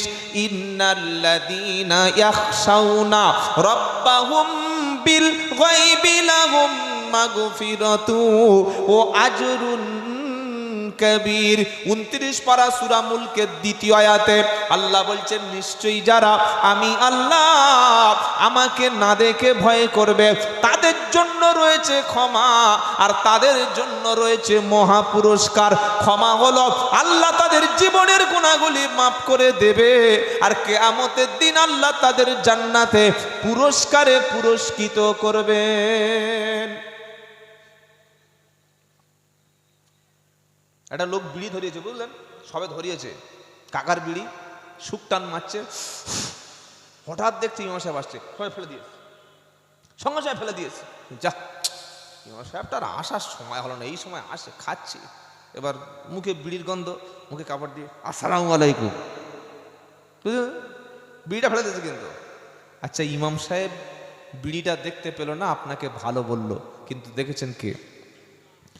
25শে ডিসেম্বর, আজ কদিন পরে মুসলমানের ছেলেরা পাড়ার 12-14টা করে ধেড়ে ধেড়ে মেয়ে তুলবে, আর ডিজে বক্স নেবে, 407 নেবে, ছোট ছোট বোলেরো পিকআপ নেবে, কান ফাটানো আওয়াজ করতে করতে কেউ টাকি যাবে, কেউ যাবে আপনার বকখালি, কেউ যাবে আমাদের দীঘাতে, কেউ পুরীতে, কেউ যাবে আপনার কলকাতার ইকো পার্কে পিকনিক করতে যাবে।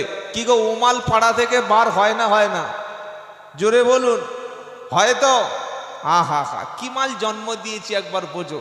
তখন ইমাম সাহেব বলছে, হ্যাঁ গো ভাই, তো পাড়ার মধ্যে সব গান বাজনা কি চলছে, তোমরা মানা করতে পারো না? বললে, হুজুর কি বলবো, এখনকার ছেলে মেয়েরা এরা একটু অন্য টাইপের, এরা বাপ মার কথা শুনে, বাপ মাকে এরা অতটাই করে না। বাপ মার কথা যদি না শোনে, তার জন্য আপনি ব্যর্থ পিতা। হয় আপনি তাকে শিক্ষা দেননি, আপনি শাসন করেননি, আপনি কন্ট্রোল করতে পারেননি। জন্ম কুকুরে দিতে পারে, জন্ম শুকরে দিতে পারে, জন্ম গাধাতে দিতে পারে। জন্ম দেওয়ার পরে সন্তানকে প্রথম দেবেন শিক্ষা। প্রথম কি দেবেন? জোরে বলুন, এডুকেশন। প্রথম থাকবে তার শিক্ষা। ও যদি শিক্ষিত না হতে পারে, কোনোদিন মানুষ হতে পারে না। ও যদি স্কুলে না যায়, কলেজে না যায়, ইউনিভার্সিটিতে যদি না যায়, ইসলাম যদি না জানে, জ্ঞান যদি তার মধ্যে না থাকে, আজকের মেয়ে নিয়ে ফুর্তি করছে, কালকের পটলের বউ, তারপরের দিন বাবলুর বউ, তারপরের দিন রাজুর বউ, তারপরের দিন সেই আব্দুল সাত্তারের বউ নিয়ে যখন কলা বাগানে গিয়ে টানবে, তখন মেকআপ করতে পারবেন? কি ভাই করছে না, করে না, করছে না? এর জন্য দায়ীকে সমাজ ব্যবস্থা। আমার ইসলাম তো প্রথমে দাড়ি রাখতে বলেনি, ইসলাম প্রথমে আমাকে গরু কুরবানি করতে বলেনি, ইসলাম প্রথমে আমাকে রোজা করতে বলেনি, ইসলাম প্রথমে হজ করতে বলেনি, ইসলাম প্রথমে দান করতে বলেনি, ইসলাম প্রথমে মাথায় টুপি দিতে বলেনি, ইসলাম প্রথমে আপনাকে সারা রাত সেজদা দিতে বলেনি। আসমান থেকে প্রথম যে কথাটা পৃথিবীতে মানুষের চক্ষু খুলে দেওয়ার জন্য এসেছিল, কথাটা কি ছিল বলুন? সারা জীবন বক্তব্য শুনেছে, বক্তারা কি বলে গেছে? আল্লাহর নবী হেরা গুহায় বসেছিল বাবা, বক্তারা বলে না, জিবরাইল এসে বললেন নবীজি পড়ুন, নবীজি বললেন আমি পড়তে পারি না, আবার বললেন পড়ুন, জিবরাইল বললেন পড়ুন, নবী বললেন পারি না। তিনবার যখন বলা হলো তো জিবরাইল নবীর গলাটা, বুকটা ভালো করে চেপে ধরলো। জিবরাইল 5টি আয়াত পড়লেন সূরা আলাক, ইকরা বিসমি রাব্বিকাল্লাযী খালাক খালাকাল ইনসানা মিন আলাক ইকরা রাব্বুকাল আকরাম আল্লাযী আল্লামা বিল, আহা হা হা হা, কলমও নাই মুসলমানের হাতে, কি সুন্দর কথা। আল্লাযী আল্লামা বিল কলম আল্লামাল ইনসানা মা লাম ইয়ালাম। এই 5টি হচ্ছে কোরআনের প্রথম বাক্য, বলুন সুবহানাল্লাহ। কি বিশুদ্ধ কিতাব! যে কোরআন মুসলমানদের পড়াশোনার জন্য আসলো, সেই মুসলমান হজে যাচ্ছে 5 লাখ টাকা খরচ করে, টাটকা হাজি, 2023-এ টাটকা লোক এসেছে, এয়ারপোর্ট থেকে গাড়ি ভাড়া করে, যাদবপুরে নেমেছে, সকল হাজি সাহেব আসসালামু আলাইকুম, হাজি সাহেব আসসালামু আলাইকুম। হাজি সাহেব হজ করে এসছে, মাথায় পাগড়ি, বড় পাঞ্জাবি, আর এত বড় পাঞ্জাবি সেই মেয়েদের কাপড়ের মতো এরকম উঁচু করে নিয়ে যাচ্ছে, বুঝলেন? 5 ফুট লোক 6 ফুট পাঞ্জাবি কিনেছে, ওখানে তো আর মাপ দিয়ে কেনেনি, $20 বলেছে, জানে বড় পাঞ্জাবি। ওই এয়ারপোর্টে নেমে বার হয়ে পরে দেখছে শালা পায়ের নিচে ঝুলছে এখন, কি করবে এরকম করে সেই প্লাজোর মতো গুড়িয়ে নিয়েছে, বুঝলেন? গুড়িয়ে নিয়ে হাঁটছে, সকলে সালাম দিচ্ছে। এবার মসজিদে খুব নামাজ পড়ছে, হাজি সাহেব মানে নামাজ কালাম পড়বে। একদিন আসরের সময় মুয়াজ্জিন সাহেব ঘুমিয়ে পড়েছে, ইমাম সাহেব আজান দিয়েছে। তাহলে ইমাম সাহেব যদি আজান দেয়, উনি নামাজ পড়াবে ইমাম সাহেব, কিন্তু তাকবীর কে দেবে? ইমাম সাহেব দেবে কি? কে দেবে? কেউ না কেউ দেবে। মুয়াজ্জিন আসেনি, বুড়ো লোক, শরীর খারাপ। এখন ইমাম সাহেব বলছে বাবা কাতা সোজা করো, এই কাতা সোজা করো, সবাই দাঁড়িয়ে গেল। ইমাম সাহেব বলছে হাই সাহেব তাকবীর দাও। ঠিক বলেছে, তাকবীর দাও। চোখ বার হয়ে গেল, তাকবীর দাও। কি বললে? তাকবীর দাও। তাকবীর দাও বলছে তাকবীর তাকবীর তাকবীর তাকবীর তাকবীর। বলে তাকবীর তাকবীর করছে কেন? আল্লাহু আকবার যে আজানে বলে ওইটা বলো। তখন বলছে আমি তো বুঝতে পারছি না। তার মানে ও লাইনের মাল নয়। 5 লাখ টাকা খরচ করে হজে গেছে। চিন্তা করুন, ইমাম সাহেবকে যদি 2000 টাকা দিয়ে, 1000 টাকা দিয়ে, 500 টাকা দিয়ে কোনো মুসলমানের ছেলে, মুসলমানের মেয়ে বলে আমি কোরআন শিখব, আমি নামাজ শিখব, আমি আজান শিখব, আমি ইকামত শিখব, গোসল শিখব, ওযু শিখব, কোরআন সহি করে পড়তে পারবো, 1000 টাকা ইমাম সাহেবকে দিলে শিখিয়ে দেবে না দেবে না? জোরে বলুন। জলসা দিন 20,000 টাকা, 10,000 টাকা, 5,000 টাকা চাঁদা দেবে, বাড়িতে মিলাদ হবে, সব জায়গায় টাকা দেবে, কিন্তু শেখার ব্যাপারে, ইমান শেখার ব্যাপারে মুসলমানদের পয়সা বার হবে না। হজ থেকে ঘুরে এসছে লোক, বলছে হাজি সাহেব, কিন্তু এমন হাজি তাকবীর দেওয়ার মতো অ্যাবিলিটি নাই, তাকবীর দেওয়ার মতো যোগ্যতাটুকু অর্জন করতে পারে নাই। উনি 5 লাখ টাকা খরচ করে হজে যেতে পারে, কিন্তু কোরআনটুকু শেখার জন্য 2 মাস সময় দিতে পারে না। এবার ভাবুন মসজিদুল হারামে গিয়ে কি করেছে, এবার বসে বসে ভাবুন। কথা মনে থাকবে ইনশাআল্লাহ। জিবরাইল নবীকে প্রথম বললেন ইকরা, পড়ুন, আবার বললেন ইকরা, পড়ুন, আবার বললেন পড়ুন। নবী বললেন আমি তো পড়তে পারি না। জিবরাইল নবীকে চেপে ধরলেন। এবার জবান থেকে বিশ্ব নবীর 5টি আয়াত অটোমেটিক বার হলো, ইকরা বিসমি রাব্বিকাল্লাযী খালাক পড়ুন আপনি আপনার রবের নামে যিনি সৃষ্টি করেছেন। কি সৃষ্টি করেছেন? খলাকাল ইনসানা মিন আলাক। আলাক কাকে বলে?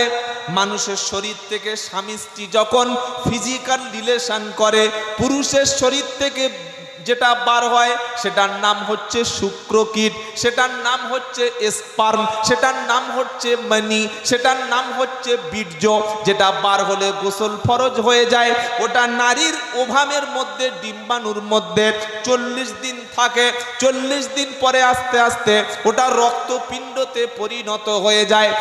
আল্লাহ পাক বলছেন ওই রক্তপিণ্ড আকারে যখন থাকে, আমি আল্লাহ ওটাকে বলেছি মানুষ তো সৃষ্টি হয়েছে ওই আলাক থেকে। তো কোরআন নবীকে শোনাচ্ছে, নবী তুমি পড়ো তোমার প্রভুর নামে, যে প্রভু মানুষকে আলাক থেকে সৃষ্টি করেছে। আল্লাযী আল্লামা বিল কলম, যিনি মানুষকে কলম দ্বারা জ্ঞান দান করেছেন। বলুন সুবহানাল্লাহ। কোন জ্ঞান? আল্লামাল ইনসানা মা লাম ইয়ালাম, যে কলম দ্বারা জ্ঞান শিখিয়েছেন, যে জ্ঞানটা মানুষ জানতো না।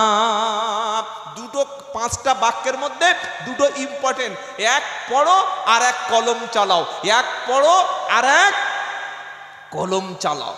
বলছে আমাদের পাড়ায় 3000 মুসলমান বাস করে, একটা অ্যাডভোকেট আছে নাই, একজন আইপিএস অফিসার আছে নাই, একটা বিডিও নাই, একটা এসডিও নেই, একজন শিক্ষিত কোনো মুসলিম ছাত্র আছে নেই, একজন ডব্লিউবিসিএস অফিসার আছে নেই। কি আছে বললে এক এক লোকের 4-5টা ছেলে আছে। গন্ডগোল হবে, লাঠি বার করব, বাড়ি বার করব, দুটো বোম মেরে দেবো, ব্যাস আমরা দখল করে নেবো। ঘোড়ার ঠ্যাং করবেন আপনি। ভেড়ার মতো জাতিতে বেঁচে থেকে কোনো লাভ হবে না। এক ঈমান লাগবে, আল্লাহর উপরে ভরসা লাগবে, 2 নম্বর শিক্ষা লাগবে। যে জাতি শিক্ষিত হতে পারে না, আজকের ভারতবর্ষের জমিনে একজন শ্রেষ্ঠ পরমাণু বিজ্ঞানী ছিলেন, নাম কি? Doctor APJ Abdul Kalam. তিনি ইন্তেকাল করেছেন, মারা গেছেন। এই পৃথিবীর বিশ্বের মধ্যে সবচাইতে যে দেশে পরমাণু বিজ্ঞানী বেশি, সেই দেশের নাম কি জানেন? জানেন কি? ইসরায়েল। ইসরায়েলের মধ্যে সবচাইতে পরমাণু বিজ্ঞানী বেশি। তাদের মধ্যে 100-র মধ্যে 99% শিক্ষিত। তাদের প্রত্যেকটি বাচ্চাকে সরকার ফ্রিতে শিক্ষা, ফ্রিতে চিকিৎসা, প্রত্যেক বাচ্চাকে গ্র্যাজুয়েশন করা পর্যন্ত সরকার ফ্রিতে বই দেয়, শিক্ষা দেয়, একটাও খরচ লাগে না। আর আমাদের স্কুলগুলিতে মিড ডে মিল দেবে, খাবার দেবে, ড্রেস দেবে, পোশাক দেবে, শু দেবে, আপনার স্কলারশিপ দেবে, সাইকেল দেবে, ফোন দেবে, কিন্তু মাস্টার দেবে না। কেন দেবে না? তারা খুব চালাক। সবাই যদি শিক্ষিত হয় তাহলে মালগুলো খাবে কারা? আর মদ যদি বিক্রি না হয় তাহলে ছুরি অস্ত্র বোম চালাবে কারা? আর বোম যদি না চালাতে পারে তাহলে ভোটের রাজনীতি করবে কারা? আমার দেখে বিজেপির লোক বলে মনে হচ্ছে না তৃণমূলের লোক বলে মনে হচ্ছে? ভাবছে মালটা আইএসএফের মাল, তাই না? আমার নিজের কোনো আইডেন্টিটি নাই, বিশেষ করে পলিটিক্যাল আইডেন্টিটি। আমি প্রথমেই শুনিয়ে দিয়েছি আমি একজন মুসলমান, একজন ভারতীয় মুসলমান হিসাবে আমি গর্ববোধ করি। এর বেশি পরিচয় আমার নাই। কথা মনে থাকবে ইনশাআল্লাহ। আপনি ভাবুন যে আপনার পাড়ার মধ্যে যদি শিক্ষিত ব্যক্তি না থাকে, আপনি মাথা তুলে বাঁচতে পারবেন না। আপনার পাড়ার মধ্যে যদি সাংবাদিক না থাকে, আপনি বাঁচতে পারবেন না। ওই কথাটা জিব্রাইল তো প্রথমে নবীকে শুনিয়েছে, নবী বিশ্ববাসীর কাছে আগে কোরআন তুলে দাও, আগে শিক্ষা তুলে দাও, আগে বই তুলে দাও, আগে হাতে কলম তুলে দাও, হাতে ওদের স্কুলে পাঠানোর ব্যবস্থা করো। তাহলে সমাজে কি হবে? অন্ধত্ব দূর হবে। কলম চালানো শিখতে হবে আর পড়াশোনা করতে হবে। 3 ঘন্টা বক্তব্য শুনে লোক হা করে শুনছে। যদি বলি চাচা 10 মিনিট একটু পড়ো, সময় নাই, চশমানি নাই, চোখ খারাপ, পড়ার দিকে নয়। অথচ ইসলামে আল্লাহ তাআলা পড়ার, শিক্ষার, ইলমের এত গুরুত্ব দিয়েছেন, এর মতো গুরুত্ব অন্য কোনো দেয় নাই। বলুন সুবহানাল্লাহ। এবার একটা প্রশ্ন করি, বলুন পৃথিবীতে আল্লাহর যত মাখলুক সৃষ্টি করেছেন, পৃথিবীতে সবচাইতে প্রথম সৃষ্টি কি? বলুন। সারা জীবন তো বক্তব্য শুনেছেন, বলুন পৃথিবীতে আল্লাহ পাক কি সৃষ্টি করেছেন প্রথমে? বলতে পারবেন? বলুন দেখি। সারা জীবন জলসা শুনেছেন, চুল দাড়ি অনেকের পেকে গেছে, এতক্ষণ শুনেছেন। জানা থাকলে বলুন যে আল্লাহ পৃথিবীতে প্রথম কি সৃষ্টি করেন। জানা আছে? অনেক বলছি কি বলবো, গাছ বলবো না মাছ বলবো না পৃথিবী বলবো নাকি নবী নূর বলবো, তাই তো প্রচুর লাইন আছে। পারা নাম্বার 29, সূরার নাম কলাম। এই সূরার তাফসিরে ইবনে কাসির পড়ুন, এখনই পেয়ে যাবেন। আল্লাহ রাব্বুল আলামিন সর্বপ্রথম সৃষ্টি করলেন কলম। কি সৃষ্টি করলেন? কলম। কলম পেন সৃষ্টি করার পরে বললেন কলম তুমি চলো, তুমি চলতে শুরু করো। কলম লিখতে শুরু করলো, লিখতে শুরু করলো। কলম পৃথিবী থেকে কিয়ামত পর্যন্ত যা কিছু হবে পুরো সব কিছু লেখা শেষ। আল্লাহ বললে ব্যাস কালি শুকিয়ে যাও, হয়ে গেল। এবার আল্লাহ কি বলছে? নুন ওয়াল কলামি ওয়া মা ইয়াসতুরুন মা আনতা বিনি'মাতি রাব্বিকা বিমাজনুন। আহা হা, আল্লাহ পাক বলছেন শপথ ওই কলমের। কলমের শপথ করছেন যে কলম দ্বারা লেখা হয়। সুবহানাল্লাহ বলেন। আল্লাহ পাক কলমের আর শিক্ষার এত গুরুত্ব দিয়েছেন, তাই আপনাকে পায়ে ধরে হাত দুটো ধরে বলে যাচ্ছি, ছেলে আর মেয়ের মধ্যে কোনোদিন মূর্খ ছেলে পুলে রাখবেন না। আগে শিক্ষা দিন, আগে স্কুলে যাক, আগে কলেজে যাক, আগে মাদ্রাসায় যাক, আগে মক্তবে যাক।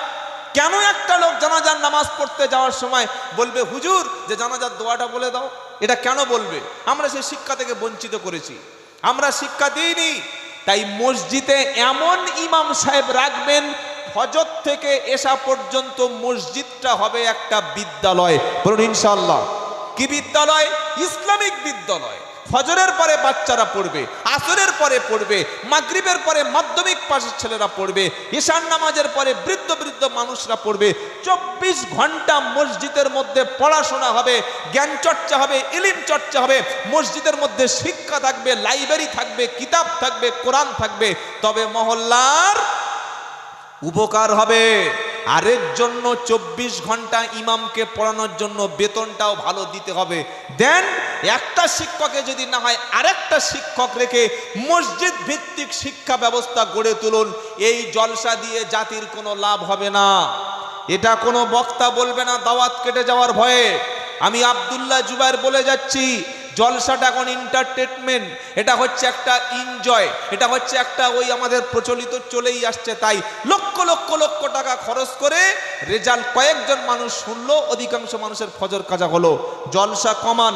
জলসা গোটা মহল্লা মিলে একটাই সভা দিন, এখানে একটা, আবার 1 কিলোমিটার দূরে একটা, ওখানে হালদাররা, ওখানে মন্ডলরা, ওখানে মিদ্দেরা। কেন ভাই? কেন এত বড়াবাড়ি কি আছে? পুরো গ্রামবাসী মিলে একটাই সভা করুন, 2 দিন সভা হোক। ভালো ভালো আমাকে দাওয়াত করার দরকার নাই, আরো বড় বক্তার দাওয়াত করার দরকার নাই। আশেপাশে মাদ্রাসা থেকে শাইখুল হাদিস আনুন, বড় বড় আলেমদের আনুন, কোরআন সামনে রেখে হাদিস সামনে রেখে ব্যাখ্যা করুক, তাফসীর করুক। জাতির কপাল ভালো হবে। এত লাইটিং এর কি দরকার? এগুলো ফজল খরচ নয়? কে বলবে এগুলো ফজল খরচ? কে, কোন বক্তা বলবে? কেন বলবে না? লাইটিং, প্যান্ডেল, মাইক সিস্টেম সব তো ফজল খরচ। কোরআন পড়েন নাই? ইন্নাল মুবাদ্দিরিনা কানু ইখওয়ানাশ শায়াতিন ওয়া কানাশ শাইতানু লিরাব্বিহি কাফুরা। 15 নম্বর পারা, 3 নম্বর পৃষ্ঠা, 13 নম্বর লাইন, 27 নম্বর আয়াত, সূরা বানী ইসরাইল। কোরআন শোনাচ্ছে ইন্নাল মুবাদ্দিরিনা কানু ইখওয়ানাশ শায়াতিন। আল্লাহ বলছেন নবী, নিশ্চয়ই যারা প্রয়োজন ছাড়া অতিরিক্ত খরচ করে, কোনো প্রয়োজন নাই, কোনো প্রয়োজন ছিল না, এটা জাতির কোনো কাজে লাগবে না, মানুষের কোনো কাজে লাগবে না, প্রয়োজন ছাড়া অতিরিক্ত খরচ যারা করে ওরা হলো শয়তানের ভাই। আবার আল্লাহ বলছেন পারা নাম্বার 8, সূরার নাম আরব, আয়াত নাম্বার 31 আর পৃষ্ঠা নাম্বার 13, একদম প্রথম পৃষ্ঠার পরের পৃষ্ঠা। কি বলছে? কুলু ওয়াশরাবু ওয়ালা তুসরিফু ইন্নাহু লা ইউহিব্বুল মুসরিফিন। আল্লাহ বলছে খাও, হালাল যা কিছু আছে খাও। ওয়ালা কুলু ওয়াশরাবু, খাও এবং পান করো। আমি আল্লাহ যতগুলো হালাল খাদ্য দিয়েছি, মাছ খাও, মাটন খাও, চিকেন খাও, বিফ খাও, ডিম খাও, মাংস খাও, দুধ খাও, যত রকমের ফুড আছে, ফল আছে, কোল্ড ড্রিঙ্কস আছে, সব কিছু খাও, কিন্তু ওয়ালা তুসরিফু, তুমি অপচয় করো না, নষ্ট করো না। অনেক মেয়েদের অভ্যাস আছে, রান্না করবে 1 কেজি, লাগবে 1 কেজি, রান্না করেছে 1.5 কেজি, সবজি লাগবে এতটা, রান্না করেছে 1 হাঁড়ি, মাছ লাগবে 4টে, রান্না করেছে 8টা, 500 মাংস হলে হয়ে যায় 700 মাংস রান্না করবে, পরের দিন সকালবেলা পুকুরে ফেলে দেবে, পরের দিন রাস্তায় খাবার নষ্ট করবে। বিশ্বনবী সাল্লাল্লাহু আলাইহি সাল্লাম একদিন বাড়িতে এসে দেখতে পেলেন আম্মা জান আয়েশা সিদ্দিকা রাদিয়াল্লাহু তাআলা আনহা একটা পাত্রে, একটা প্লেটে কিছু খাবার নষ্ট হচ্ছে। নবীজি বললে, আয়েশা এটা কি করলে? এই খাবারগুলো অতিরিক্ত কেন রান্না করলে বলো? যে বাড়িতে খাবার এসে নষ্ট হয়ে চলে যায়, আল্লাহর রুজির অপমান হয়, ওই বাড়িতে আল্লাহ তাআলা রুজির বরকতটা তুলে নেয়। তাই কোরআন শোনানো, কুলু ওয়াশরাবু ওয়ালা তুসরিফু, খাও এবং পান করো, কিন্তু অপচয় করো না। ইন্নাহু লা ইউহিব্বুল মুসরিফিন, অপচয়কারীকে আমার আল্লাহ কখনো ভালোবাসে না। আবার চলুন সূরা ফুরকান চলুন। ইমানদার মুমিন ব্যক্তি যারা, খাঁটি মুমিন ব্যক্তি যারা, তাদের স্পেশাল কিছু গুণ আছে না? পারা নাম্বার 18, পৃষ্ঠা নাম্বার, পারা নাম্বার 19, পৃষ্ঠা নাম্বার 4, লাইন নাম্বার 6, 64 থেকে পরপর কথাগুলি আলোচনা হচ্ছে। আল্লাহ বলছেন, ওয়া ইবাদুর রাহমানিল্লাযীনা ইয়ামশুনা আলাল আরদি হাওনা ওয়া ইযা খাতাবাহুমুল জাহিলুনা ক্বালু সালামা। আমার খাঁটি বান্দা যারা, ওরা মাথা গরম করে না, ওরা যখন জমিনে চলবে শান্তভাবে চলবে, কাউকে দেখে ওরা একটা থাপ্পড় মারে না, মাথা গরম করে না, শান্তভাবে নম্রভাবে চলে। আর কোনো লোক যদি তার পায়ের উপরে পা দিয়ে জোর করে খোঁচা মেরে ঝগড়া করতে চায়, আর খাঁটি বান্দা তখন তাকে সালাম জানিয়ে চলে আসে। আর বাড়িতে ফিরে এসে ওয়াল্লাযীনা ইয়াবিতুনা লিরাব্বিহিম সুজদাও ওয়া কিয়ামা, আমার খাঁটি ইমানদার বান্দা যারা, ওরা মোষের মতো খেয়ে আর গরুর মতো ঘুমায় না। এশা আর ফজরের ওয়াক্ত তখন হচ্ছে, মুসলমানের ছানা জানে না। আহা, শিক্ষিত ছেলে, পড়াশোনা করেছে, পয়সাওয়ালা, ঘুম থেকে কখন উঠছে? সকাল 9টা বেজে গেছে, ফোন করছে, বন্ধু ফোন তোলে না, গিয়ে বলছে, ও চাচি তোমার সেই সাইফুল কই? বলে, সাইফুল? তোমার ছেলে সাইফুল? ও, সে ঘুমোচ্ছে। কটার সময় ঘুমাচ্ছে? 9টার সময়। ফজর হয়েছে কটায়? ফজরের নামাজ হয়েছে কটায়? 5:45, 5:40। আর ইমাল ঘুমোচ্ছে কটার সময়? 9টা পর্যন্ত ঘুমাচ্ছে।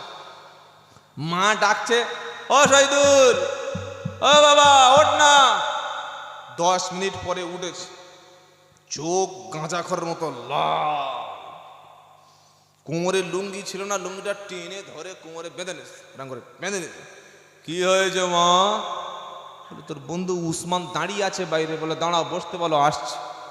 উঠেই বাথরুমে গেল, গিয়ে ব্রাশ করলো, ব্রাশ করে চা একটা খেয়ে, একটা সিগারেট খেয়ে শুরু করে মাল বার হয়ে গেল। ফজরের নামাজটা কোথায় গেল? জোরে বলেন। আপনাদের এলাকায় দেখবেন মোটা মোটা মোষ আছে। মোষ দেখেছেন?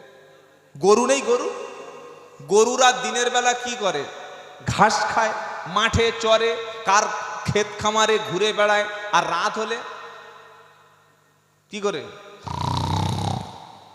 ঘুমায়। এমনও মুসলমান পাড়ায় মুসলমান আছে, সর্বনাশ। কালকের প্রোগ্রামটা ছিল, কালকের মেদিনীপুর কেশপুরে। তো একজন লোক আমার সামনে বসেছে, বললে, হুজুর আমি এক জায়গায় বসে 2.5 কেজি গোশত খেতে পারি। মনে করছি, শালা তুমি তো ফেরাউনের ভাড়া ভাই, এক জায়গায় বসে 2.5 কেজি গোশত খাচ্ছে। তোমার মেশিনের পাওয়ার তো ভীষণ পাওয়ার দেখা পাচ্ছে, তো 750 ইঞ্জিনের ঘোড়া। কেন এখন কতটা খেতে পারো? বললে, এখন সুগার আর ভেতরে মাল যায় না। আমি বললাম, এই কারণে তো সুগার হয়েছে। তোমার আল্লাহ 70 বছর হায়াত রেখ দিয়েছে, তা 70-এর মাল যদি 40-এর ভিতরে খেয়ে নাও, তুমি আর খাবে কি বলছি কথা বুঝতে পারছেন না? আল্লাহ হায়াত দিয়েছে 70 বছর, 70 বছর ওর জন্য 3 কেজি 3 কুইন্টাল মাংস ওর জন্য বরাদ্দ আছে। তা আপনি যদি 50 বছরে খেয়ে নেন প্রতিদিন 2-2.5 কেজি করে, আর মাল পাবেন নাকি? কি বুঝলেন? সুগার হয়ে গেছে। বলে আমি 2.5 কেজি মাংস খাই, পরের খেতে পারে, নিজের 2.5 কেজি খায় না। কি বুঝতে পারলেন বাবাজিরা, আল্লাহ ভাইরা, জ্ঞানীজনেরা, সুধী মানুষরা, ন্যায় নিষ্ঠবানেরা, যেটা বলতে চাইছি, ইমানদার মুমিন ব্যক্তি কোনোদিন দিনের বেলা গরুর মতো খেয়ে রাতের বেলা মোষের মতো ঘুমায় না। রাতটা হচ্ছে ইবাদত। কোরআন কি বলছে? এই আয়াতটা এখানে থাক, সূরা ফুরকানটা। চলুন একটু সূরা নাবায় যাই। আম্মা ইয়াতাসাআলুনা আনিন নাবাইল আযীম আল্লাতী হুম ফীহি মুখতালিফুন কাল্লা সায়ালামুনা সুম্মা কাল্লা সায়ালামুন। এই যে 3-4টা আয়াত বললাম না, যখন আল্লাহর নবী পৃথিবীতে মানে দুনিয়ায় এসে নবুয়ত পাওয়ার পরে বললেন যে কবর আছে, আখিরাত আছে, হাসর আছে, মিজান আছে, পুলসিরাত আছে, এগুলি আছে। এগুলো শুনে মক্কার মুশরিকদের মানে আকাশ যেন ভেঙে মাথায় বললো, বলে কি মরে যাব জানি, লাশটা মাটির সঙ্গে মিশে যাবে, হাড় হাড্ডি মাটির সঙ্গে অ্যাডজাস্ট হয়ে যাবে, আবার নাকি উঠতে হবে, আবার নাকি হাসর হবে, আবার নাকি পুলসিরাত হবে। এ কথাগুলি তারা বিশ্বাসই করতে চাইছিল না, তারা মানতেই চাইছিল না। কি বলছে? আম্মা ইয়াতাসাআলুন, তারা একে অপরের পরস্পরের প্রশ্ন করে। কি বিষয়ে প্রশ্ন করে? আনিন নাবাইল আযীম, কিয়ামতের মহা সংবাদ সম্পর্কে, কিয়ামত সম্পর্কে তারা প্রশ্ন করে। কিয়ামত হবে কি হবে না, মরণের পরে আল্লাহ তুলবে কি তুলবে না, জান্নাত জাহান্নাম হবে কি হবে না। তাদের বিশ্বাস ছিল আমরা যখন মাটির সাথে মিশে যাব, আমাদের হাড় হাড্ডি মাটির সাথে পিষ্ট হয়ে যাবে, ওই আল্লাহ আবার কিন্তু তুলবে না। আল্লাহ শুনিয়ে দিচ্ছে আল্লাযী হুম ফীহি মুখতালিফুন কাল্লা সায়ালামুনা সুম্মা কাল্লা সায়ালামুন। কাল্লা কখনো নয়, সায়ালামুন তোমরা নিশ্চয়ই জানতে পারবে, সুম্মা কাল্লা সায়ালামুন অতঃপর আবার অবশ্যই তোমরা শীঘ্রই জানতে পারবে। কিয়ামত অবশ্যম্ভাবী, আখিরাত হবেই হবে, আখিরাতে হিসাব হবে। একদল জান্নাতে যাবে, একদল জাহান্নামে যাবে, অবশ্যই হিসাব হবে, তোমরা জানতে পেরে যাবে। এগুলি বলার পরে এবার আল্লাহ স্পেশাল কিছু থিওরি পেশ করছেন। শুনছেন আপনারা? কথা বুঝতে অসুবিধা হচ্ছে না তো? এগুলি কথা যে আখিরাত হবে, মিজান হবে, সিরাত হবে, এগুলি বলার পরে আল্লাহ স্পেশাল কিছু যুক্তি পেশ করছেন। আল্লাহ প্রচুর যুক্তি দিয়েছেন কোরআনে। কি বলছেন?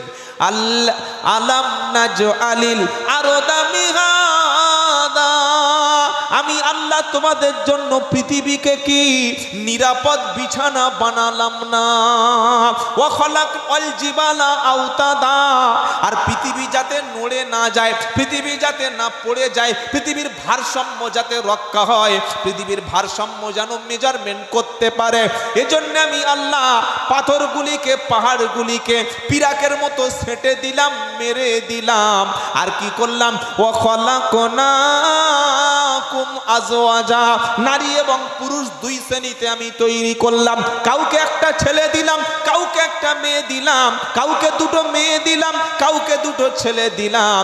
ছেলেটা মেয়েটার কাছে, মেয়েটা ছেলেটার কাছে যাতে আনন্দ পায়, তারা একে অপরের যেন প্রজনন ক্ষমতা, নেক্সট জেনারেশন, পরবর্তী প্রজন্ম যেন বজায় থাকে, এজন্য আমি আল্লাহ ছেলে এবং মেয়ে দিয়ে পৃথিবীর ভারসাম্য রক্ষা করলাম। বলুন সুবহানাল্লাহ। নারী আর পুরুষ জোড়ায় জোড়ায় বানালাম। সৃষ্টিকার, জোরে বলেন। ওয়া খালাকনাকুম আজওয়াজা ওয়া জাআলনা নাওমাকুম সুবাতা, আর আমি আল্লাহ রাতকে তোমাদের জন্য বিশ্রামের জন্য বানালাম, তোমাদের ঘুমকে তোমাদের একটা বিশ্রামের জন্য ঘুম বানিয়ে দিলাম। কোনো মানুষ যদি 1 সপ্তাহ থেকে 8 দিন 10 দিন না ঘুমায়, লোকটা কিন্তু বাঁচতে পারবে না।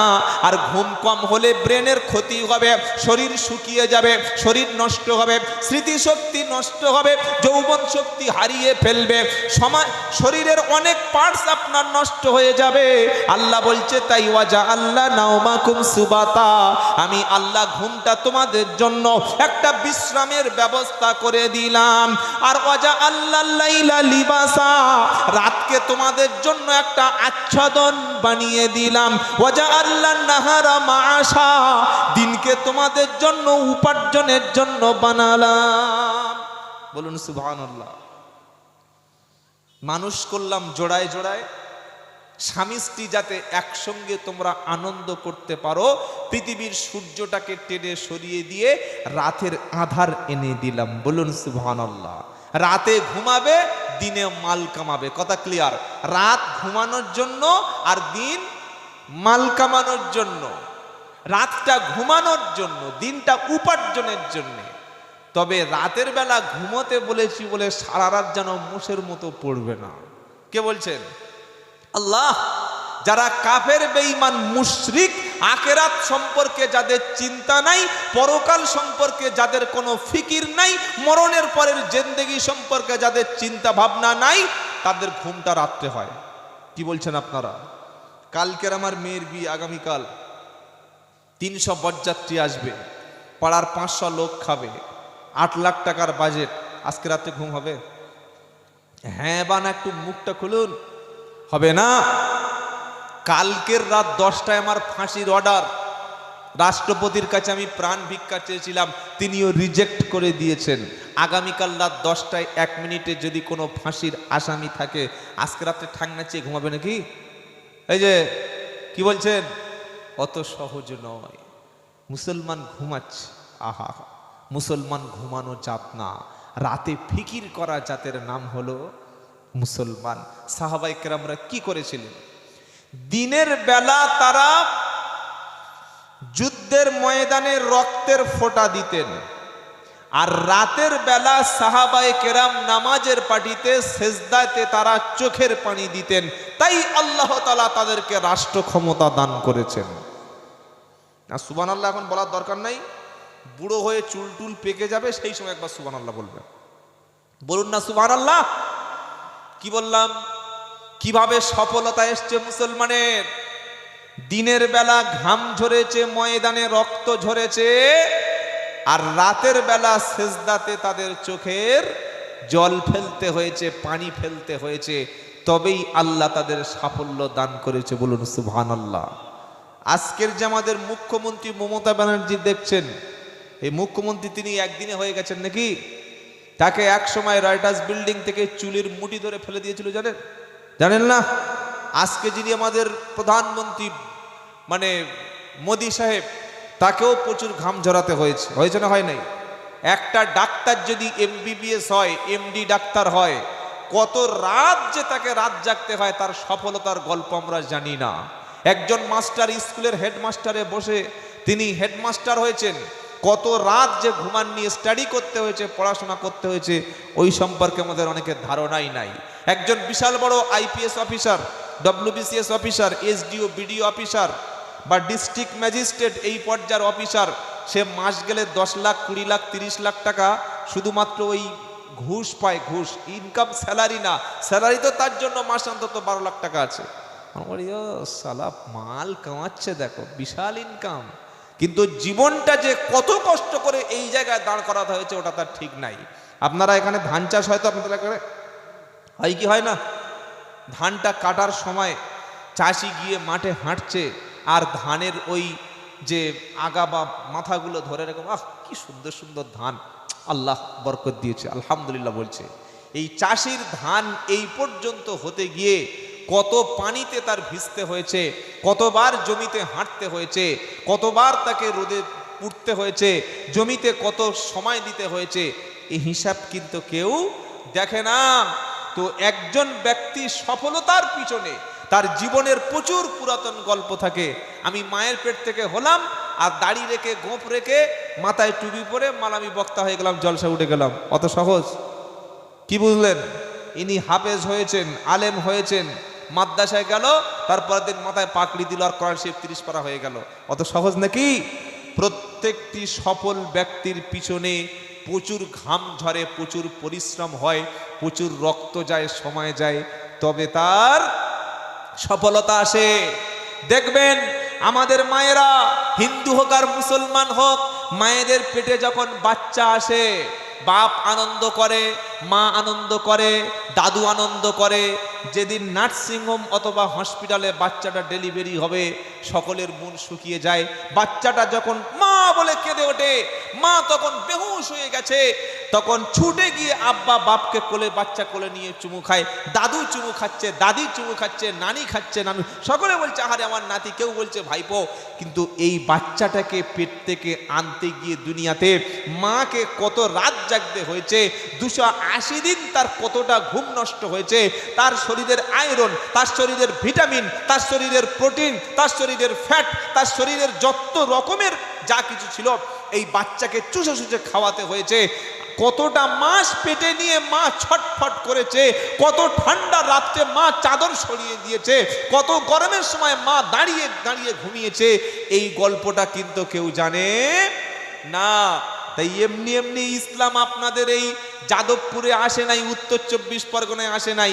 আমরা যে ইসলামের সঙ্গে যে ব্যবহার করছি, এরকম ব্যবহার, এরকম মেহনত করলে ইসলাম এখানেই শেষ হয়ে যেত। সাহাবায়ে কেরাম দুটো জিনিস দিয়েছেন, দিনের বেলা দিয়েছে ঘাম আর রক্ত, আর রাতে দিয়েছেন কি? জোরে বলেন। চোখের পানি দিয়ে ময়দানে লড়াই করেছিল, তবে আজকের ইসলাম এখানে পৌঁছে গেছে। তাই কোরআন শোনাচ্ছে আমার জান্নাত যাবে, তার জন্য তোমাকে কি করতে হবে? ওই যে মুমিন বান্দার বললাম